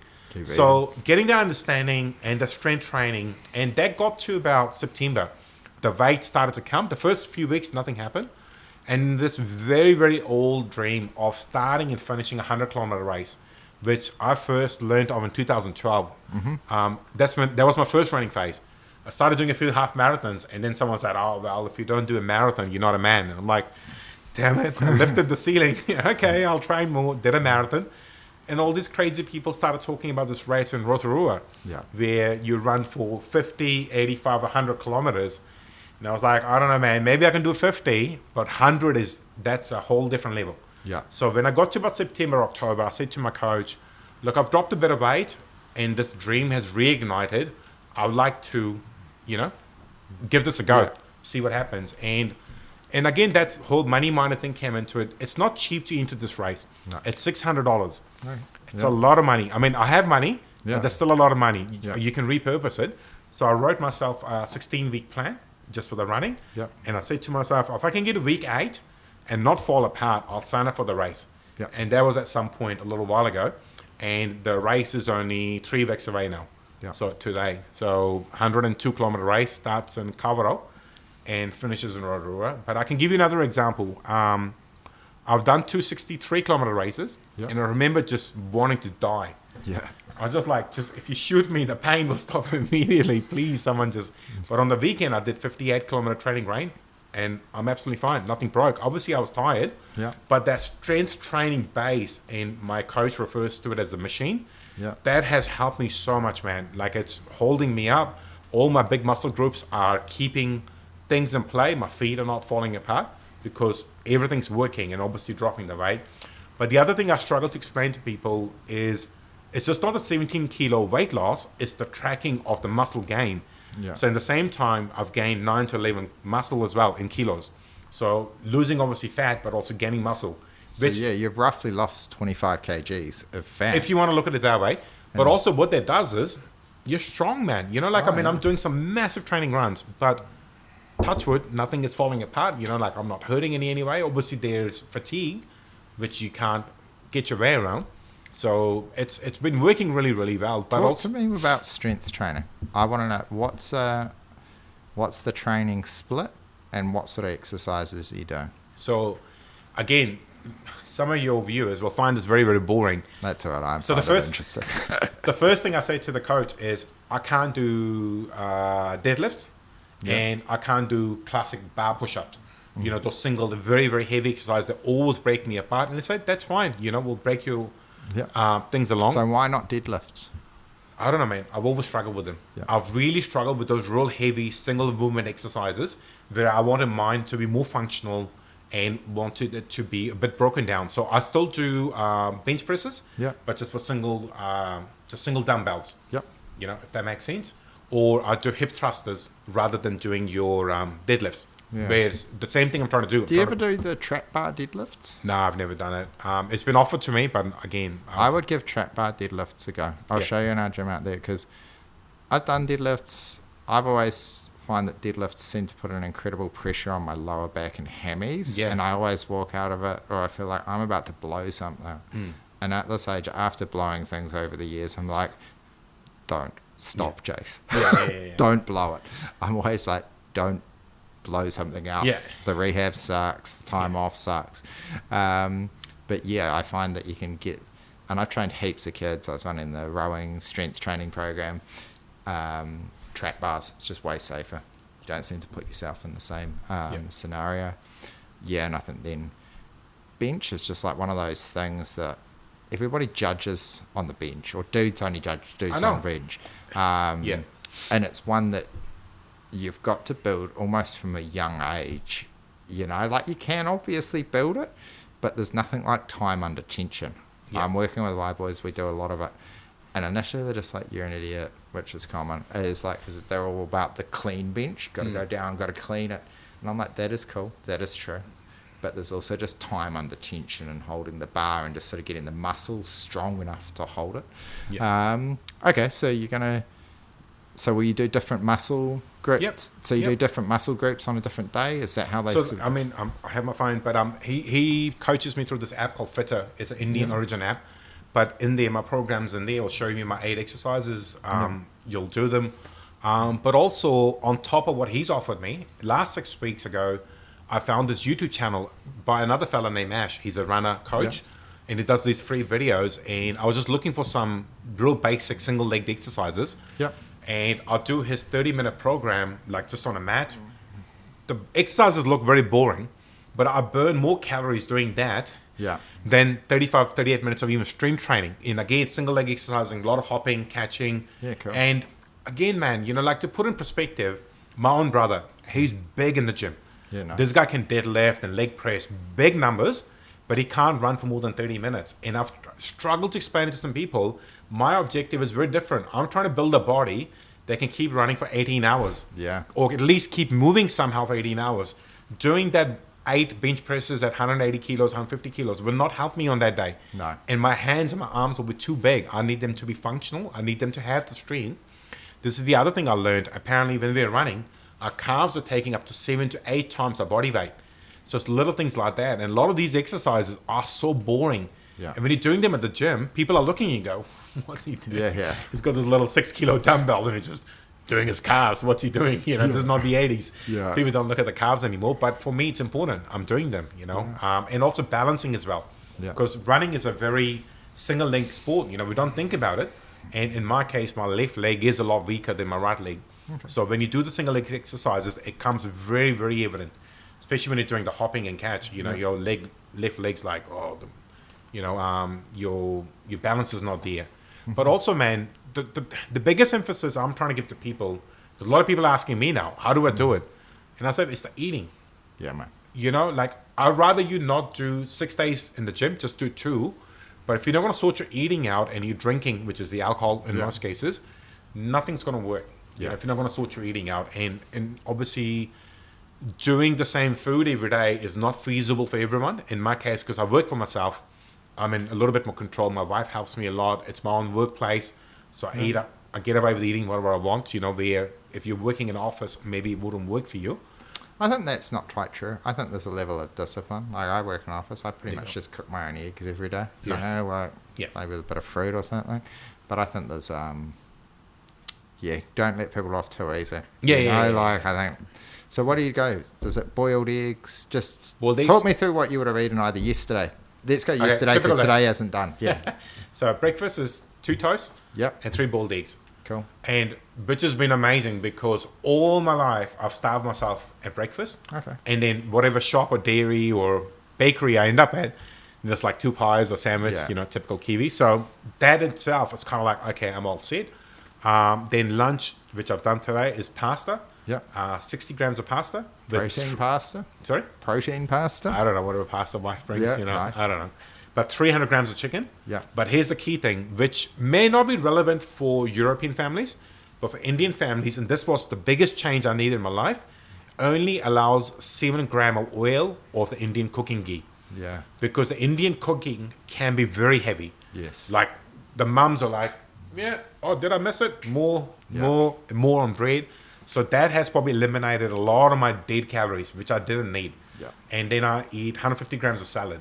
Mm-hmm. And that looks stupid.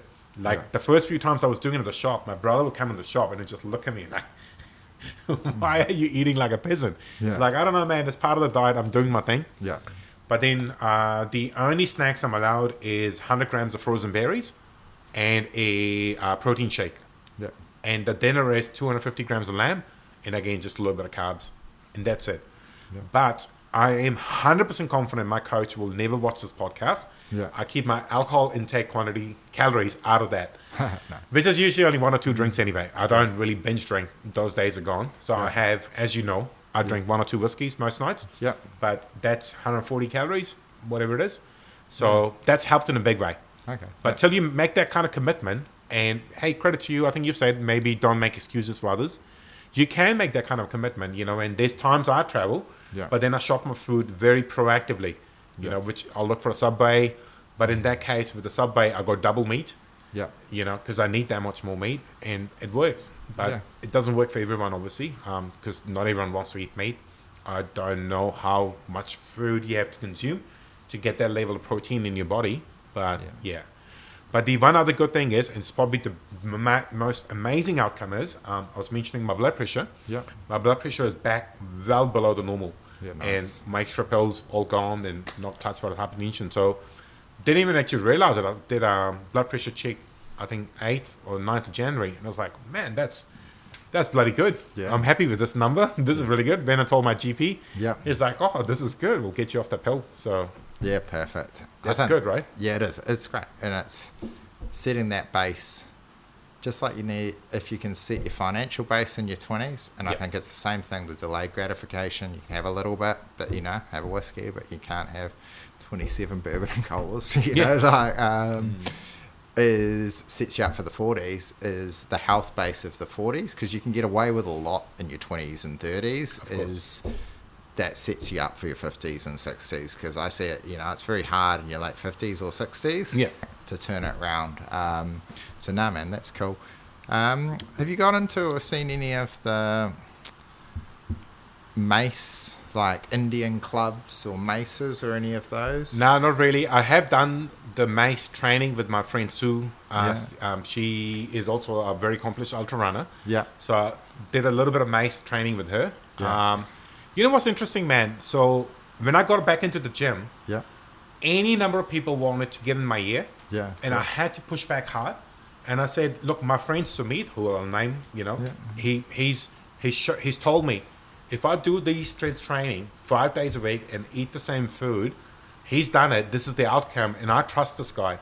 But all these people were coming between, if you're not doing deadlift, what's the point? If you're not doing bench press, what's the point? Yeah. Or my brother will say, if you're not doing the leg press, what's the point? And I was like, no, but what I'm trying to get to, and this guy's a professional coach, I'm going to trust them. And it's probably the most consistent thing I've done, man. I started off doing that politics for a little while. Yeah. It's the most consistent thing I've done over the 8-9 months. And the results, as you saw, yeah. The photo I did, I went in the gym, this was New Year's Day, I think.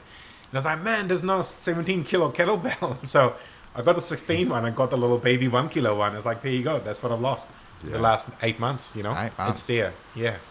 Yeah, that's excellent. Wow. Yeah. Whereas I could have lost more, but me and the coach collectively decided we need to increase my food. Yeah. Because I would ring him on a Sunday and I was like, man, I'm hungry.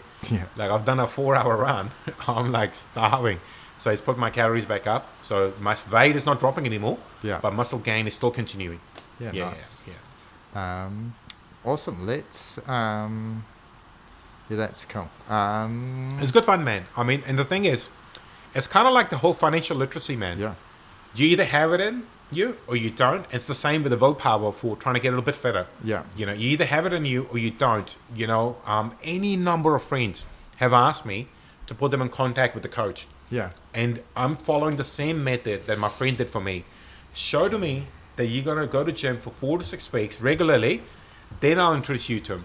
Oh, yeah. I'm pretty sure the coach will be like, nah, man, sign everyone up. I don't care. But the reason I'm doing it, giving that guy $600, $800 is the easiest thing you can do. Yeah. But if you're not going to demonstrate that you're going to exercise regularly, what is the point?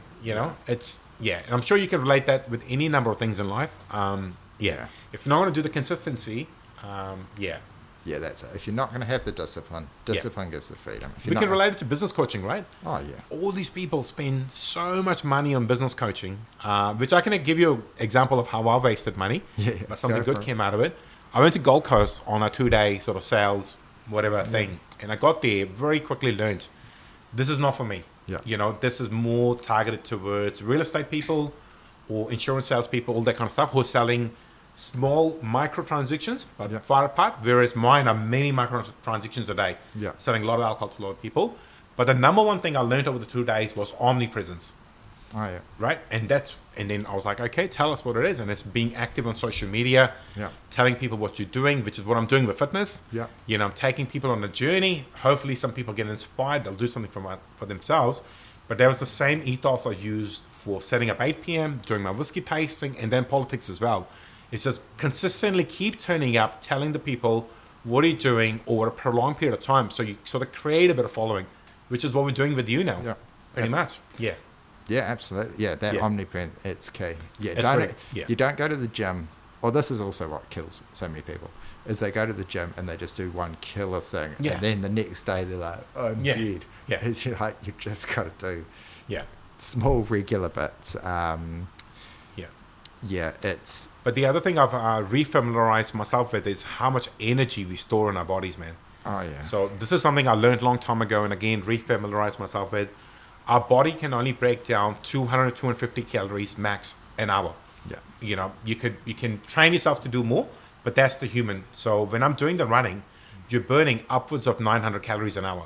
Wow. Yeah. Right. So the weekend run was 5,500 calories, but I could only eat about 1,200 calories during the run.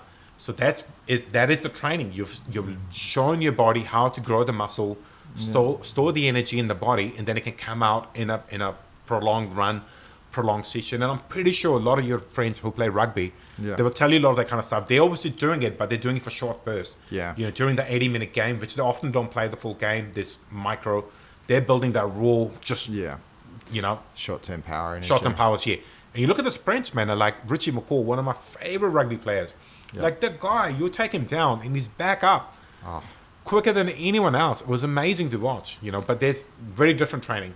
So yeah, but the running, I mean, Francis Waitai, the boxer, you know, had him on here, super successful in New Zealand. Man, he just runs and runs minimum 5K every morning. He'll often do 10, 20Ks. And in boxing, everyone talks about doing the road work and the running, but very few actually do it. And you look at it and if you were just to look at the outside, you wouldn't think running and boxing necessarily have much in common, but it's that. But it's that gas sort of tank. 70% effort over a long period that builds the base. And they're running YouTube channel I watch.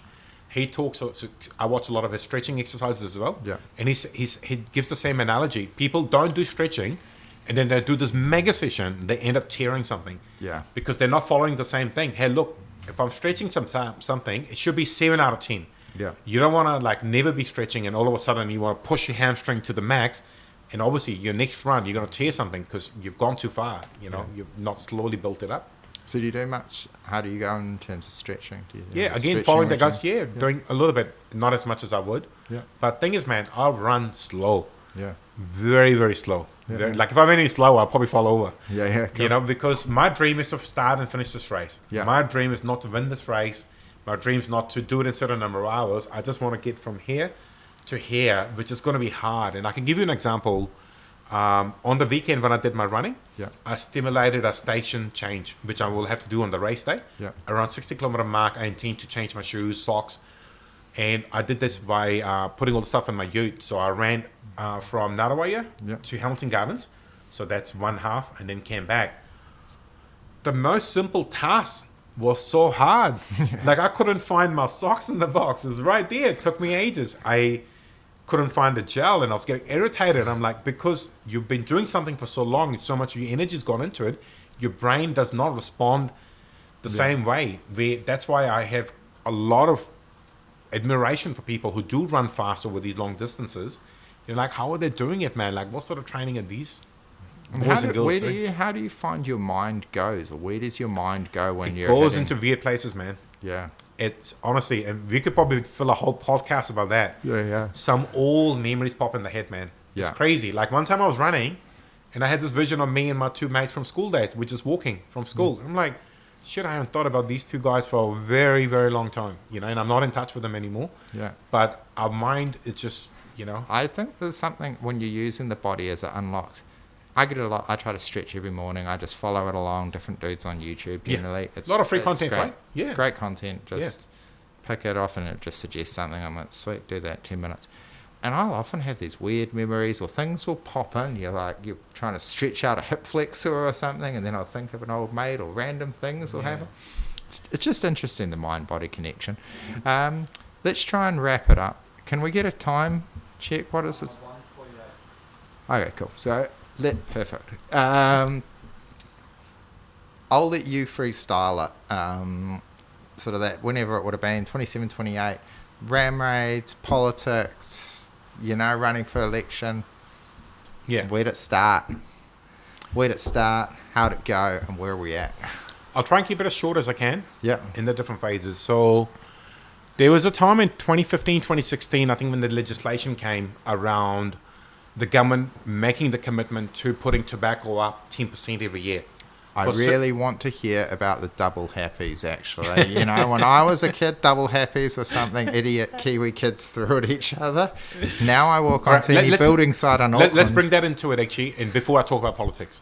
Yeah. So there was that time, and then as a retailer, I remember sitting in my shop, and I remember writing an email to my local MP. Yeah. Say, man, this policy makes no sense. You know, all you've done is put a big target on our backs because all of a sudden that 2-3 grand of the cigarettes are going to be worth 10, 11, 12 grand. Yeah. And I got a very generic email back. It's okay. I understand. That's how life goes. And then you kind of start, because, you know, a lot of the Kiwis think ram raids and robberies started after COVID. They did not. 2018 saw probably some of the worst aggravated robberies in the Waikato. All the stuff is there. Use your chat GPT to bring up all the stories. Some of the most vicious aggravated robberies in the Waikato in particular happened in 2018, flew into 2019. And then ram raids came on the scene because it was the same core group of people doing it. They realized very quickly if there's an aggravated robbery, there's a higher chance of a police response. Yeah. Right? Because you're going to do a robbery. There's a lot more witnesses. You're doing it during the day. You are endangering life, not just property. And then obviously ram raids came into the scene. You know, these youths or even young adults figured out steal a car. It is very easy to steal a car. I somehow have not learned how to steal a car. I don't know. But apparently it's easy. Yeah. But luckily we didn't get the skill. And then they realized, you know, why do robberies? You can just steal a car and just drive to the shop front. Yeah. And this is because we had this Kiwi mentality. Bollards was not a thing. No. It was very rare for a dairy or liquor store to have bollard because they just looked odd. That's just not the Kiwi way. Yeah. Having, you know, concrete bollards. It just looks ugly. Yeah. So all that happened and happened with me a few times. So 2019, we had 2 aggravated robberies in 4 days. Wow. And my mum was there for both of them. Damn. Yeah. And I can spend a whole hour talking about what happened then. But I just remember there's a particular scene, you know, just very similar to how your son is sitting there in the seat. After the robbery, mum's just sitting there and she was just gone. Yeah. You know, like you looked at her, she had nothing in her. And my mum is someone I look up to for courage. Yeah. You know, and it was very heartbreaking. And I think COVID came very quickly as a welcome distraction. You know, we weren't in the shops and the robberies definitely stopped. Yeah. Because there's nothing to rob, the shops are locked. Yeah. And then you saw ram rates just go, you know, the stats are there, I think up 500%, all that kind of stuff. And I tried my best to lobby. I remember getting a call from News Hub. Yeah. And they said, hey, we see you write a lot on LinkedIn and Facebook. You're always telling personal stories. Do you want to come on the air and talk to Ryan Bridge? Yeah. And talk about your personal experiences? And I did that interview to send a Canberra crew. And I got a whole lot of text messages. I think people were just excited. Oh, you're on TV. Yeah. This and that. And then that turned into 2, 3. And then I was doing a lot of interviews. And so for the ram raids and the robberies, but in the robberies in particular, if this is 2018, you guys have been in the shops, New Zealand, for, I would say, 15 years at this point. Had you ever been really robbed or had to deal with that before? Mate, we bought the store in 2004 in Huntley. Yeah. Everyone we knew warned us. Don't buy a shop in Huntley. Yeah. Nothing happened. Yeah. Till the ship literally hit the fan. Not just in Huntley, around the whole country. Yeah. It just went through the roof because there was something worth stealing from that regard. Look, we had an occasional break-in. Yeah. And they were comical, Jason. Yeah. They'll cut a hole in the roof way back in the shop there and then come and take a bit of cigarettes and leave a whole trail of cigarettes into the bush. Yeah. And a few times you'll arrest them because they've taken so long. The cops are turned out. They're like, hey, look, come out of the bush. You know, I know you're there because I can see the trail of packets. You know, they were so dumb. Yeah. And thank God, I miss those days. Yeah. You know, and you look at what's happened with the robberies, people have hurt themselves. Yeah. So there was that advocacy space. I was on TV a lot. And then, if you remember Janak Patel, he was a dairy worker who was murdered during the robbery. Sort of Sandringham. 2022. Yeah. And sad. That's when I was kind of like... when he went after a robber? He went after a robber. He went after a robber. We don't know why he went after him. Yeah. So that happened, and I got really angry. And I don't get angry, man. I never really get angry. There's very few times. And me and this other gentleman organized a protest at the base. And that's the same time Hamilton West by-election was happening. Oh, yeah. So Hamilton West was the place to be in New Zealand. Christopher Luxon was coming into town. David Seymour was coming into town. Everyone you wanted to see was coming into town. And they were coming in. They came to the protest. Tama was there because Tama was not an MP then. Tama Potaka, who's the MP and minister now. Yeah. All these people came and I was like, okay, cool. I made a speech, which I'm very proud of. You know, I was very angry. I just got everyone to put their hand up if they've been robbed more than twice. Wow. The last 6 months. There's like 300 people, 250 people. Everyone put their hand up. That was all good. But someone in particular came from Ag Party who I had known previously as a customer. Okay. His name is James McDowell. Yeah. So I asked James, do you want to make a speech? Because everyone spoke, Christopher Luxon. And James, to his credit, which really left a mark on my heart, said, I'm not here to speak, I'm here to listen. Yeah. Which I was like, okay, well, that's big. You know, politicians love the mic and the camera. It's like, oh, you sure, James? Do you want the boss to find out you didn't speak? But it's okay, he left. And then I saw James at a street corner. Yeah. He was, you know, like politicians do these street corner things. And James had to go do something, and he left me chatting with this gentleman who I didn't know who he was. Yeah. And this guy's 33, 34 years old, you know, European, Kiwi. Yeah. And we're just talking about life, you know, we're talking politics. And I'm thinking, man, this guy's just like me, but he's white and I'm what I am. And he's just so happy with life and somehow he's involved in ACT. And that guy turns out to be current MP for ACT, Cameron Luxton, which I learned later, you know, he's involved in ACT somehow, but he only became MP after the election. So at that point, I thought, you know, maybe I want to be in politics. Yeah. I want to push policy. You know, like I've tried my best advocacy. I've got in front of everyone I can. They give you a bit of lip service, but hey, look, credit to them. They're not as passionate about it. Yeah. So, and then I followed a process, which is a process and a half within ACT. Yeah. And to my shock this day, I was ranked so high. Yeah. You know, all I wanted was to have an ability to advocate and speak policy, but you know, I was number 13. We got 11 MPs in the end. Yeah. So just missed out for a complete rookie. Yeah, that's I think it surprised a lot of people. Yeah. Because a lot of people try for a lot longer. But so that happened, and that's a big story as well. That, you know, campaigning and all that kind of stuff. And let's not get into that because it's a big book. Yeah. But what happened after the elections is the government decided they're going to set up a retail crime advisory group. Yeah. And I'm just so incredibly grateful. I'm one of the 4 board members on there. Okay, cool. And I feel like I'm contributing in a really significant ways because the way I look at it, out of everyone on that board, I'm the only one who works on a shop floor. Yes. I was on a shop floor 2 hours ago. Literally drove from my shop floor to here, which remains my biggest frustration, man. You know, the politicians, career politicians, the executives, they just don't understand the fear, you know, and you hear words from their mouth and you go, do you want to go back to your supermarket and ask the 19-year-old checkout girl how she feels about what you just said maybe is necessary or isn't necessary?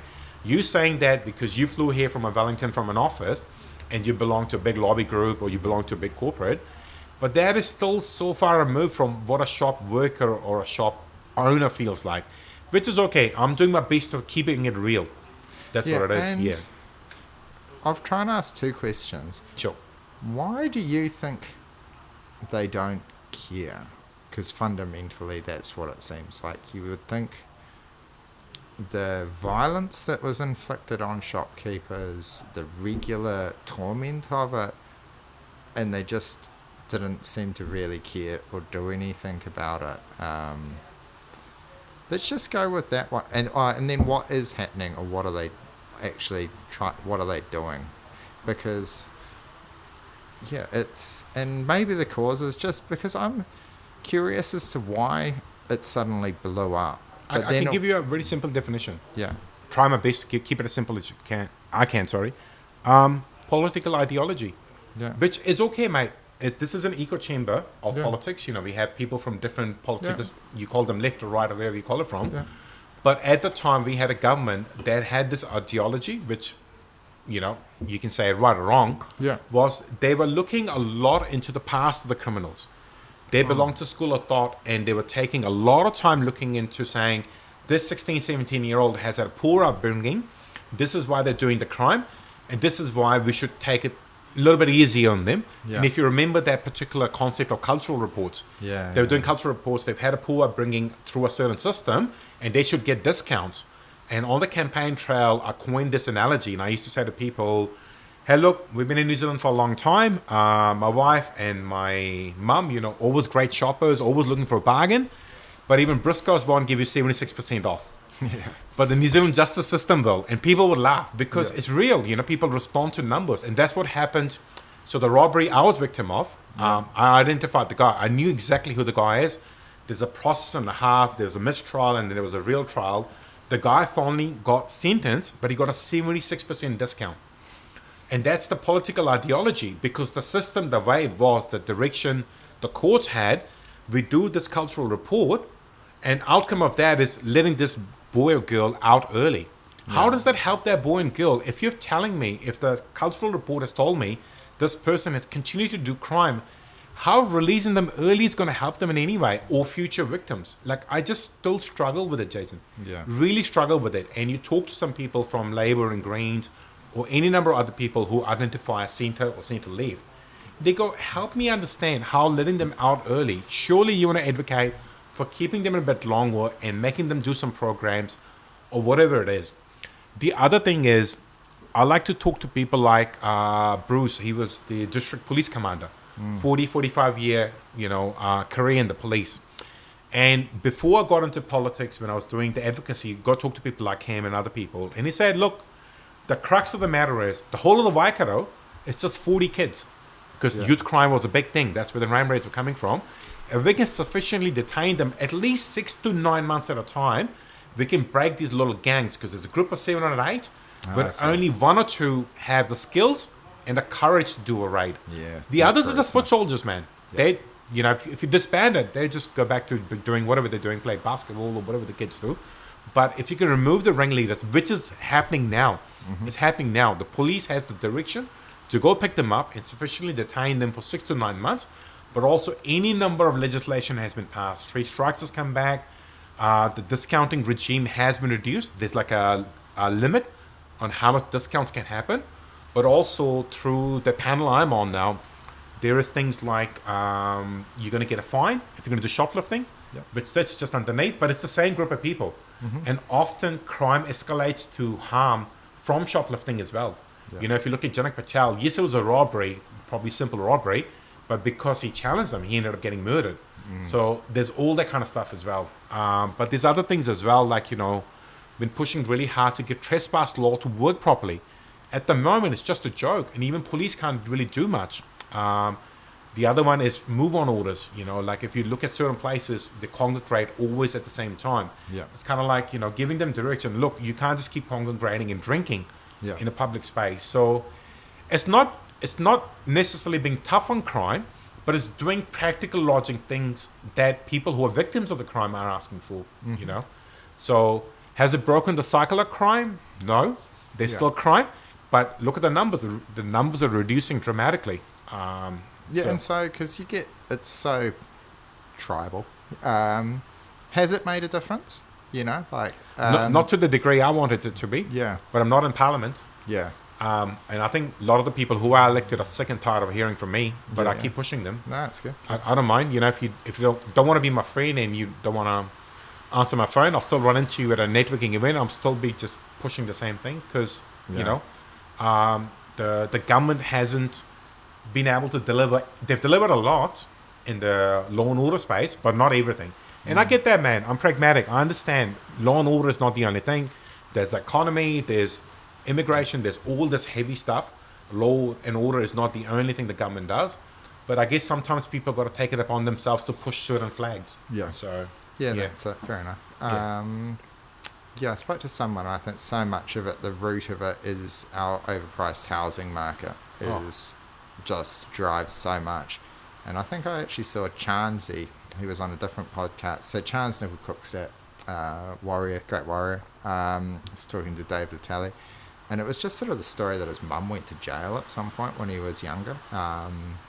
Maybe he was 12, and then just how much tougher it was on them at home. And it just made me think, there's always 2 victims in it, and it's not giving it. And I wondered about like that with the cultural reports, is you're like, if you just have to accept right and wrong. If you're doing wrong, you've got to do it. You've got to try and solve it if they're young, but it's probably taking them out. But where are they going back to? This should just be a red flag. If there's only 40 kids, there's probably only 25 families. We're not the wealthiest, but we're not a poor country. No. Maybe the money would be, But also, like, we went through that weird phase, of the spike in ram raids and robberies, and you'd hear police say, like, I've just dropped them back at the same house. Yeah. And the conditions in the house is what driven them to do the ram raid robbery in the first place. It's the same thing as when runaway kids, and then that's almost been the most horrific, is the kids are running away. The cops used to pick them up and take them home, and it's because they're running away from horrific abuse at home. Yeah. And you're just like, ugh. Yeah. So. But can I give you an analogy? And then I feel like then we can end this particular topic. So we had the 2 robberies. There's particular trauma I carried from it. Yeah. Which propelled me into advocacy, propelled me into politics and all that kind of stuff. And I still owe to the lady who made me do counseling. Yeah. A lot of people don't do it. I did the counseling and it helped me sort of come over the triggers. I know my triggers now and I fight them so I don't get overwhelmed, because I've spent countless hours getting completely overwhelmed and overthinking things. And that's where the weight gain and the blood pressure and everything came from. That is that period, you know, that 2017 to 23, you know, very tense part of my life, you know. But if I'm carrying the trauma, does that now give me a right to hurt someone else? Yeah. I didn't do it, man. I took the political route because I understood very clearly it's political ideology that's getting in the way, not the willpower of the people of the country. Because every Kiwi I spoke to, every TV interview I did, people were messaging me saying, man, you're making sense, all this, all that kind of stuff. But political ideology was getting in the way. Now we have what we identify as a centre-right government. It's done some changes. It's given us a bit of a break. It's not completely gone, but things are largely heading in the right direction. So what am I supposed to do? You know, people go, why did you get into politics? This is why the results are showing for themselves. What else was I supposed to do? Go hurt someone? Because if you're giving me the analogy, they came from a poor family, they're carrying trauma, and this is why they're hurting someone else. But does that give me now a license to hurt someone else? I didn't do it, man. I went down the right route, which is what was explained to me at the time. You know, that followed the lobbying path, followed the policy path, and that's what I followed. So, and if some people don't like it or the banner I did it under, hey, it's up to you. And I love the fact you use that term. It's very tribal. Yeah. You know, people are team red or blue, pink or yellow and black. You know, they get very worked up, and they lose track of policy and who it's impacting. So, Yeah, I think, just because something bad's happened to you never gives you the right to do it. And then you should be aiming to break the cycle. Always aiming to it. Yeah, and the use of violence, I think that's... New Zealand's always had a funny relationship with theft. Like, it fell off the back of a truck. You know, like there's all these things. The 5-finger discount. You know, like but it's the violence that it's. You know, I'm not advocating going shoplifting or anything, but there's a big difference once that suddenly people are getting killed and doing these other things. It's like, hey, you can educate a 15-year-old. Hey, mate, you can't go robbing people. Let's do some work. But you certainly can't be going and stabbing people. You know, like there's a vast world of difference. One of the other things is, you know, directly before I came into politics, I forget the name of it. There's a particular report commissioned by one of these philanthropic families, you know, some trust. And the title of the report was along the lines, why 11 to 13-year-olds are doing crime. Yeah. And you read this report, and it's kind of like, man, we know what we need to do. Yeah. Somehow we're not finding the courage to do it. Yeah. You know, like all the answers lie in there, because it's got so many comments from community people, lawyers, judges, all that kind of stuff. And they go, like, from about an age 9, they know which path this poor kid's going on. And somehow we're not able to arrest it, you know, because we keep making compromises. Yeah. But that's politics, man. You know, it is what it is. One team comes in and they're losing the hold on the situation, and the next comes, makes it too tight, which I can understand, makes people very uncomfortable, quite rightly. But it's kind of like, well, we got to find answers though, man. We can't keep relitigating the same family again and again. How sad, you know? Oh, I think it is. I think there's... I'm glad I saved this wounding chat to the end, but it's the professional managerial class, and it doesn't really matter who's voted in, and they always think that they have the answers. I've always followed this dude, Dave Latelli, the Brown Butterbay, and they just won't fund the Dave Latellis or the Francis Waitais of the world, because they haven't gone to uni. They probably never even finished school. That's it. You know, and they're the ones that are going to be able to go and relate to it and say, you know, but also, I mean, I know Dave, I've seen a lot of his stuff on LinkedIn, because Dave will go to this gang or ex-gang member and tell him exactly what needs to be done. Yeah. He's not going to sit there with the book and go, oh, these are the 8 modules I'm going to follow. Yeah. And then number 9 is when I tell him what I want out of him. Dave's going to go in their face and tell them exactly what needs to change in their life. And I'm just not saying Dave gets it right. I'm sure there's any number of others as well. But they say, we know how to deal with these people. Like, look at Mike King with the mental health stuff. I can't believe how he was, like... Yeah, man, we supported old Mike King, and, you know... Yeah. And then now they're trying to make him look so... I know, it's just like they're trying to assassinate his character. Yeah. Which is, I think, it's the tall poppy syndrome. Or Mike King's agency's got all these millions of dollars, but look at the work they're doing. He's not literally just taking the suitcase of cash. They're doing the work, and it's not. Yeah, they're doing the work. They're delivering it. It's Yeah. But can I say something else, man? Yeah, sure. All right, and we can probably end on this. So since I've left Huntley, I sold the shop in mid 2023. Yep. I've got a lot of time on my hand. Yeah. And that's allowed me, for once, I didn't finish university, but it's allowed me to listen and read a lot of books. All right, cool. And currently I'm averaging a book every 10 days. Yeah. And they're all around social commentary and politics. And what I've got out of it, and again, we don't want to spend too much time talking about it, is this. All of these problems have always been there in human history. Yes. All of the solutions have been there all along. But us humans, in name of politics, right, we'll just keep coming along and we keep twinking at it, because it suits our purpose at the time. And I'm never saying that a centre right is better, a centre left is better. Everyone's just trying to find solutions, and the middle of working class are like, well, I've got a bunch of ideas as well. Can you listen to me? I know I don't own a shop, but I've got an opinion. But it kind of is what it is, And I want to wrap it up by saying, I think something like, I listen to Thomas Sowell a lot. One of his books around race and culture, I reckon everyone should read it. And it's got some gems in there which we can tie into our early conversation, like, things you're doing with your family, things that I'm doing with the family, building the small capital, sacrifices, all that kind of stuff. I'm not trying to be too philosophical and saying we all should marry and have children. It's not for everyone. But some of the answers are there. We're just not willing to accept that there's a recipe for generic success, but we're just not willing to talk about it. We're just trying to get too loose and trying to change the characters. Oh, no, there is. I'm pretty big advocate for it now, or I would just say it. There is a recipe for success. That's what I meant, is with the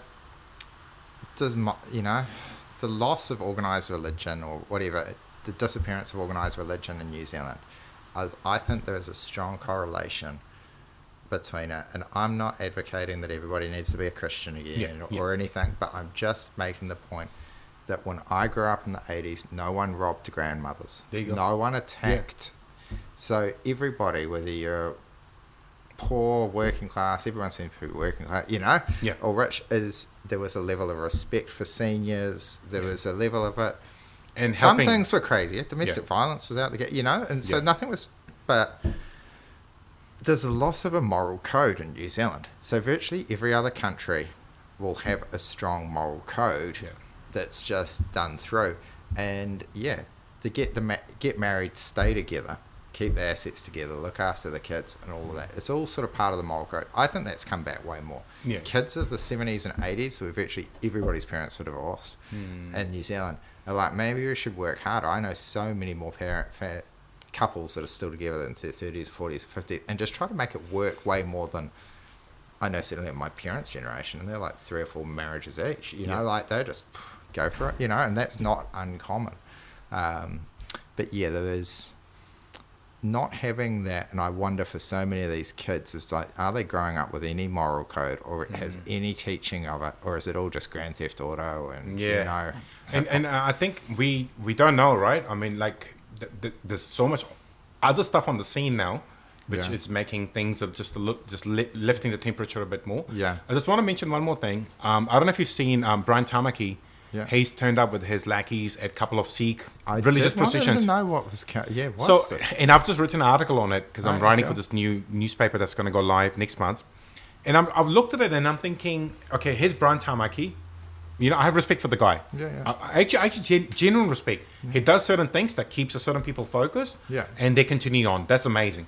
But then he comes along and he says, well, this new group of people, or relatively new group of people, are doing this, and that is not the Kiwi way. Okay, I can accept that as well. But these people are working hard, looking after the parents, looking after the kids, saving money, buying houses.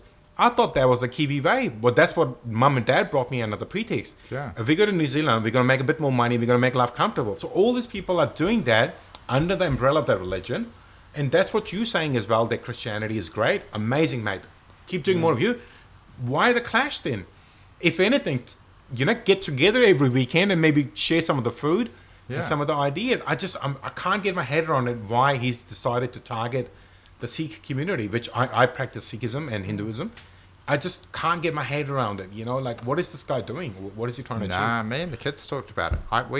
If you were to describe Brian Tamaki and what was going on to somebody, and you weren't to give any concept that there may be a general ethnic undertone, everybody would think neo-Nazi, like white people, like these must be crazy white people. But they're not. There's a whole bunch of Maori and Islander people in this group. I know, but that's what just sort of makes it even odd, because it's just this weird.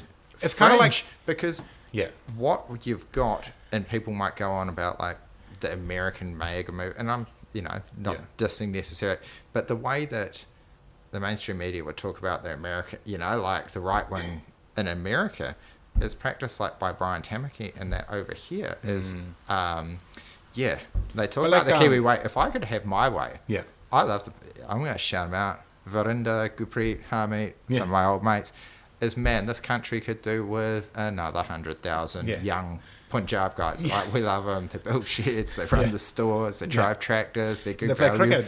They play cricket. Yeah. You see when they feed their kids, man, some of the boys that I've trained, once they get on the milk and honey diet in New Zealand, there could be some All Blacks in there, man. There's some big sing boys. But what I would want is, if Brian Tamaki was leading charges in a neighborhood where a whole bunch of people on benefits, and then going, hey, everyone wake up, go to work. And then like, okay, I'll have respect for you, man, because you're actually doing something right. Yeah. But to clash with probably one of the most peaceful religious groups, they're just doing something, they're just doing a procession. That doesn't hurt you in any way. And the underlying concept is of harmony, looking after each other, paying the bills, paying the mortgage, all that kind of stuff.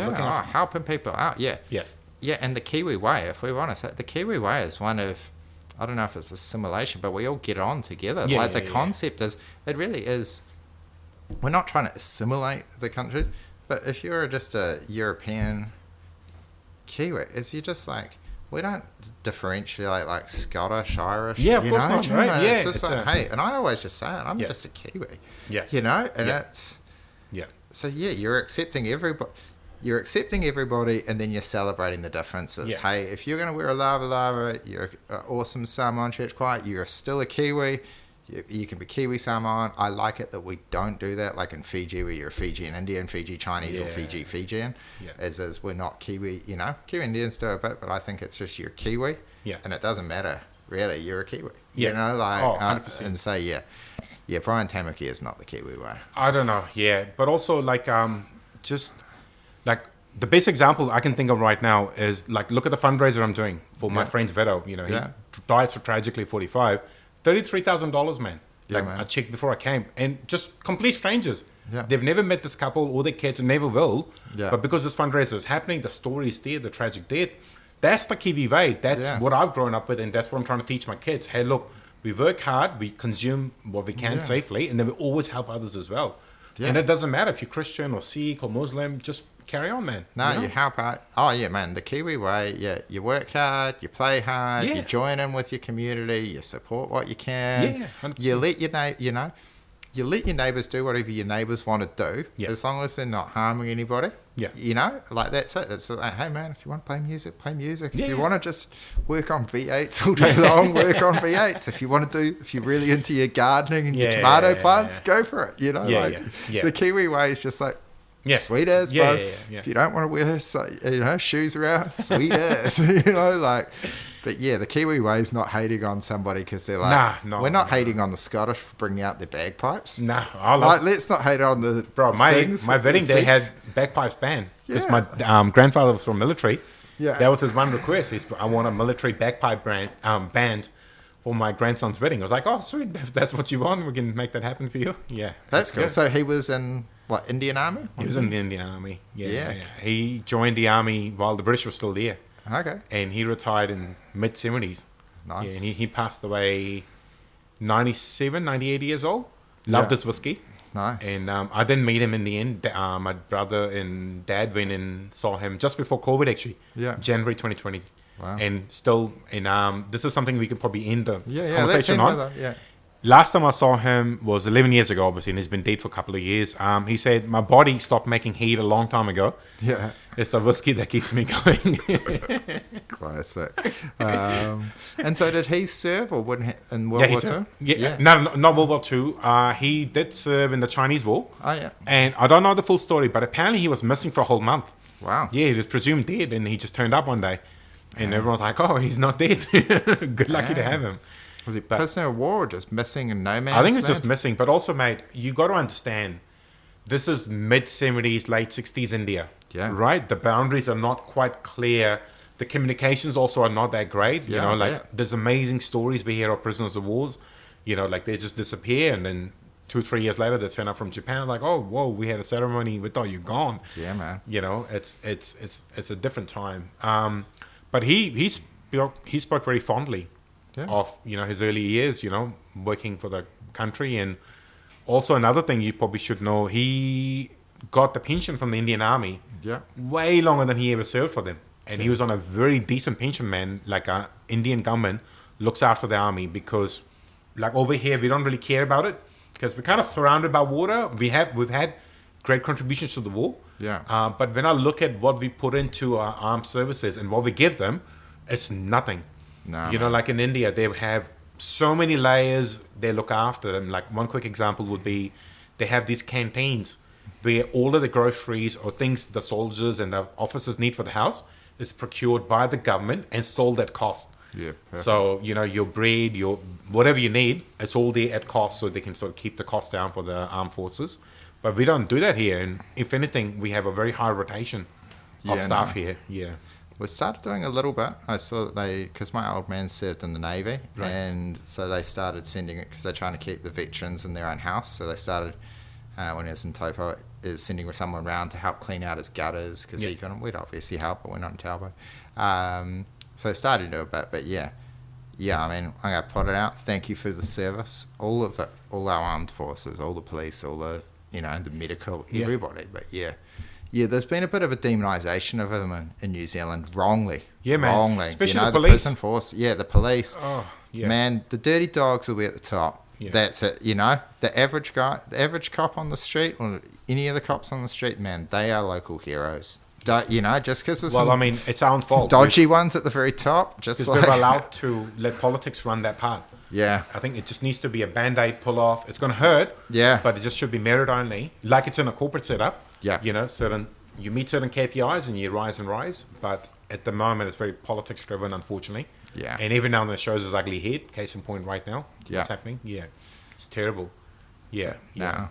But I think New Zealand could probably, you know, I mean, so speaking of whiskey tastings, I've done tastings at Ohakia Air Force Base. Yeah. And I did it one time, and the base commander at the time was there. Yeah. And I initially struggled to explain to him how obliged I'm feeling to sit at the same table as a base commander, as an Indian. Yeah. And then he very politely explained to me he has traveled through India, Singapore, Pakistan. And he said, I can understand that this is a big deal for you. Yeah. Average Kiwi doesn't care. Yeah. You know, but for me, and I told all my uncles, I told any male Indian I could, that I sat on a table and drank whiskey or served whiskey to a base commander. That was a big deal for me. Like, you know, I'll always cherish that memory. Yeah. But average Kiwi, nah, I don't care. You know, It is what it is. But for us, we hold, because, you know, India's got problems from all sorts.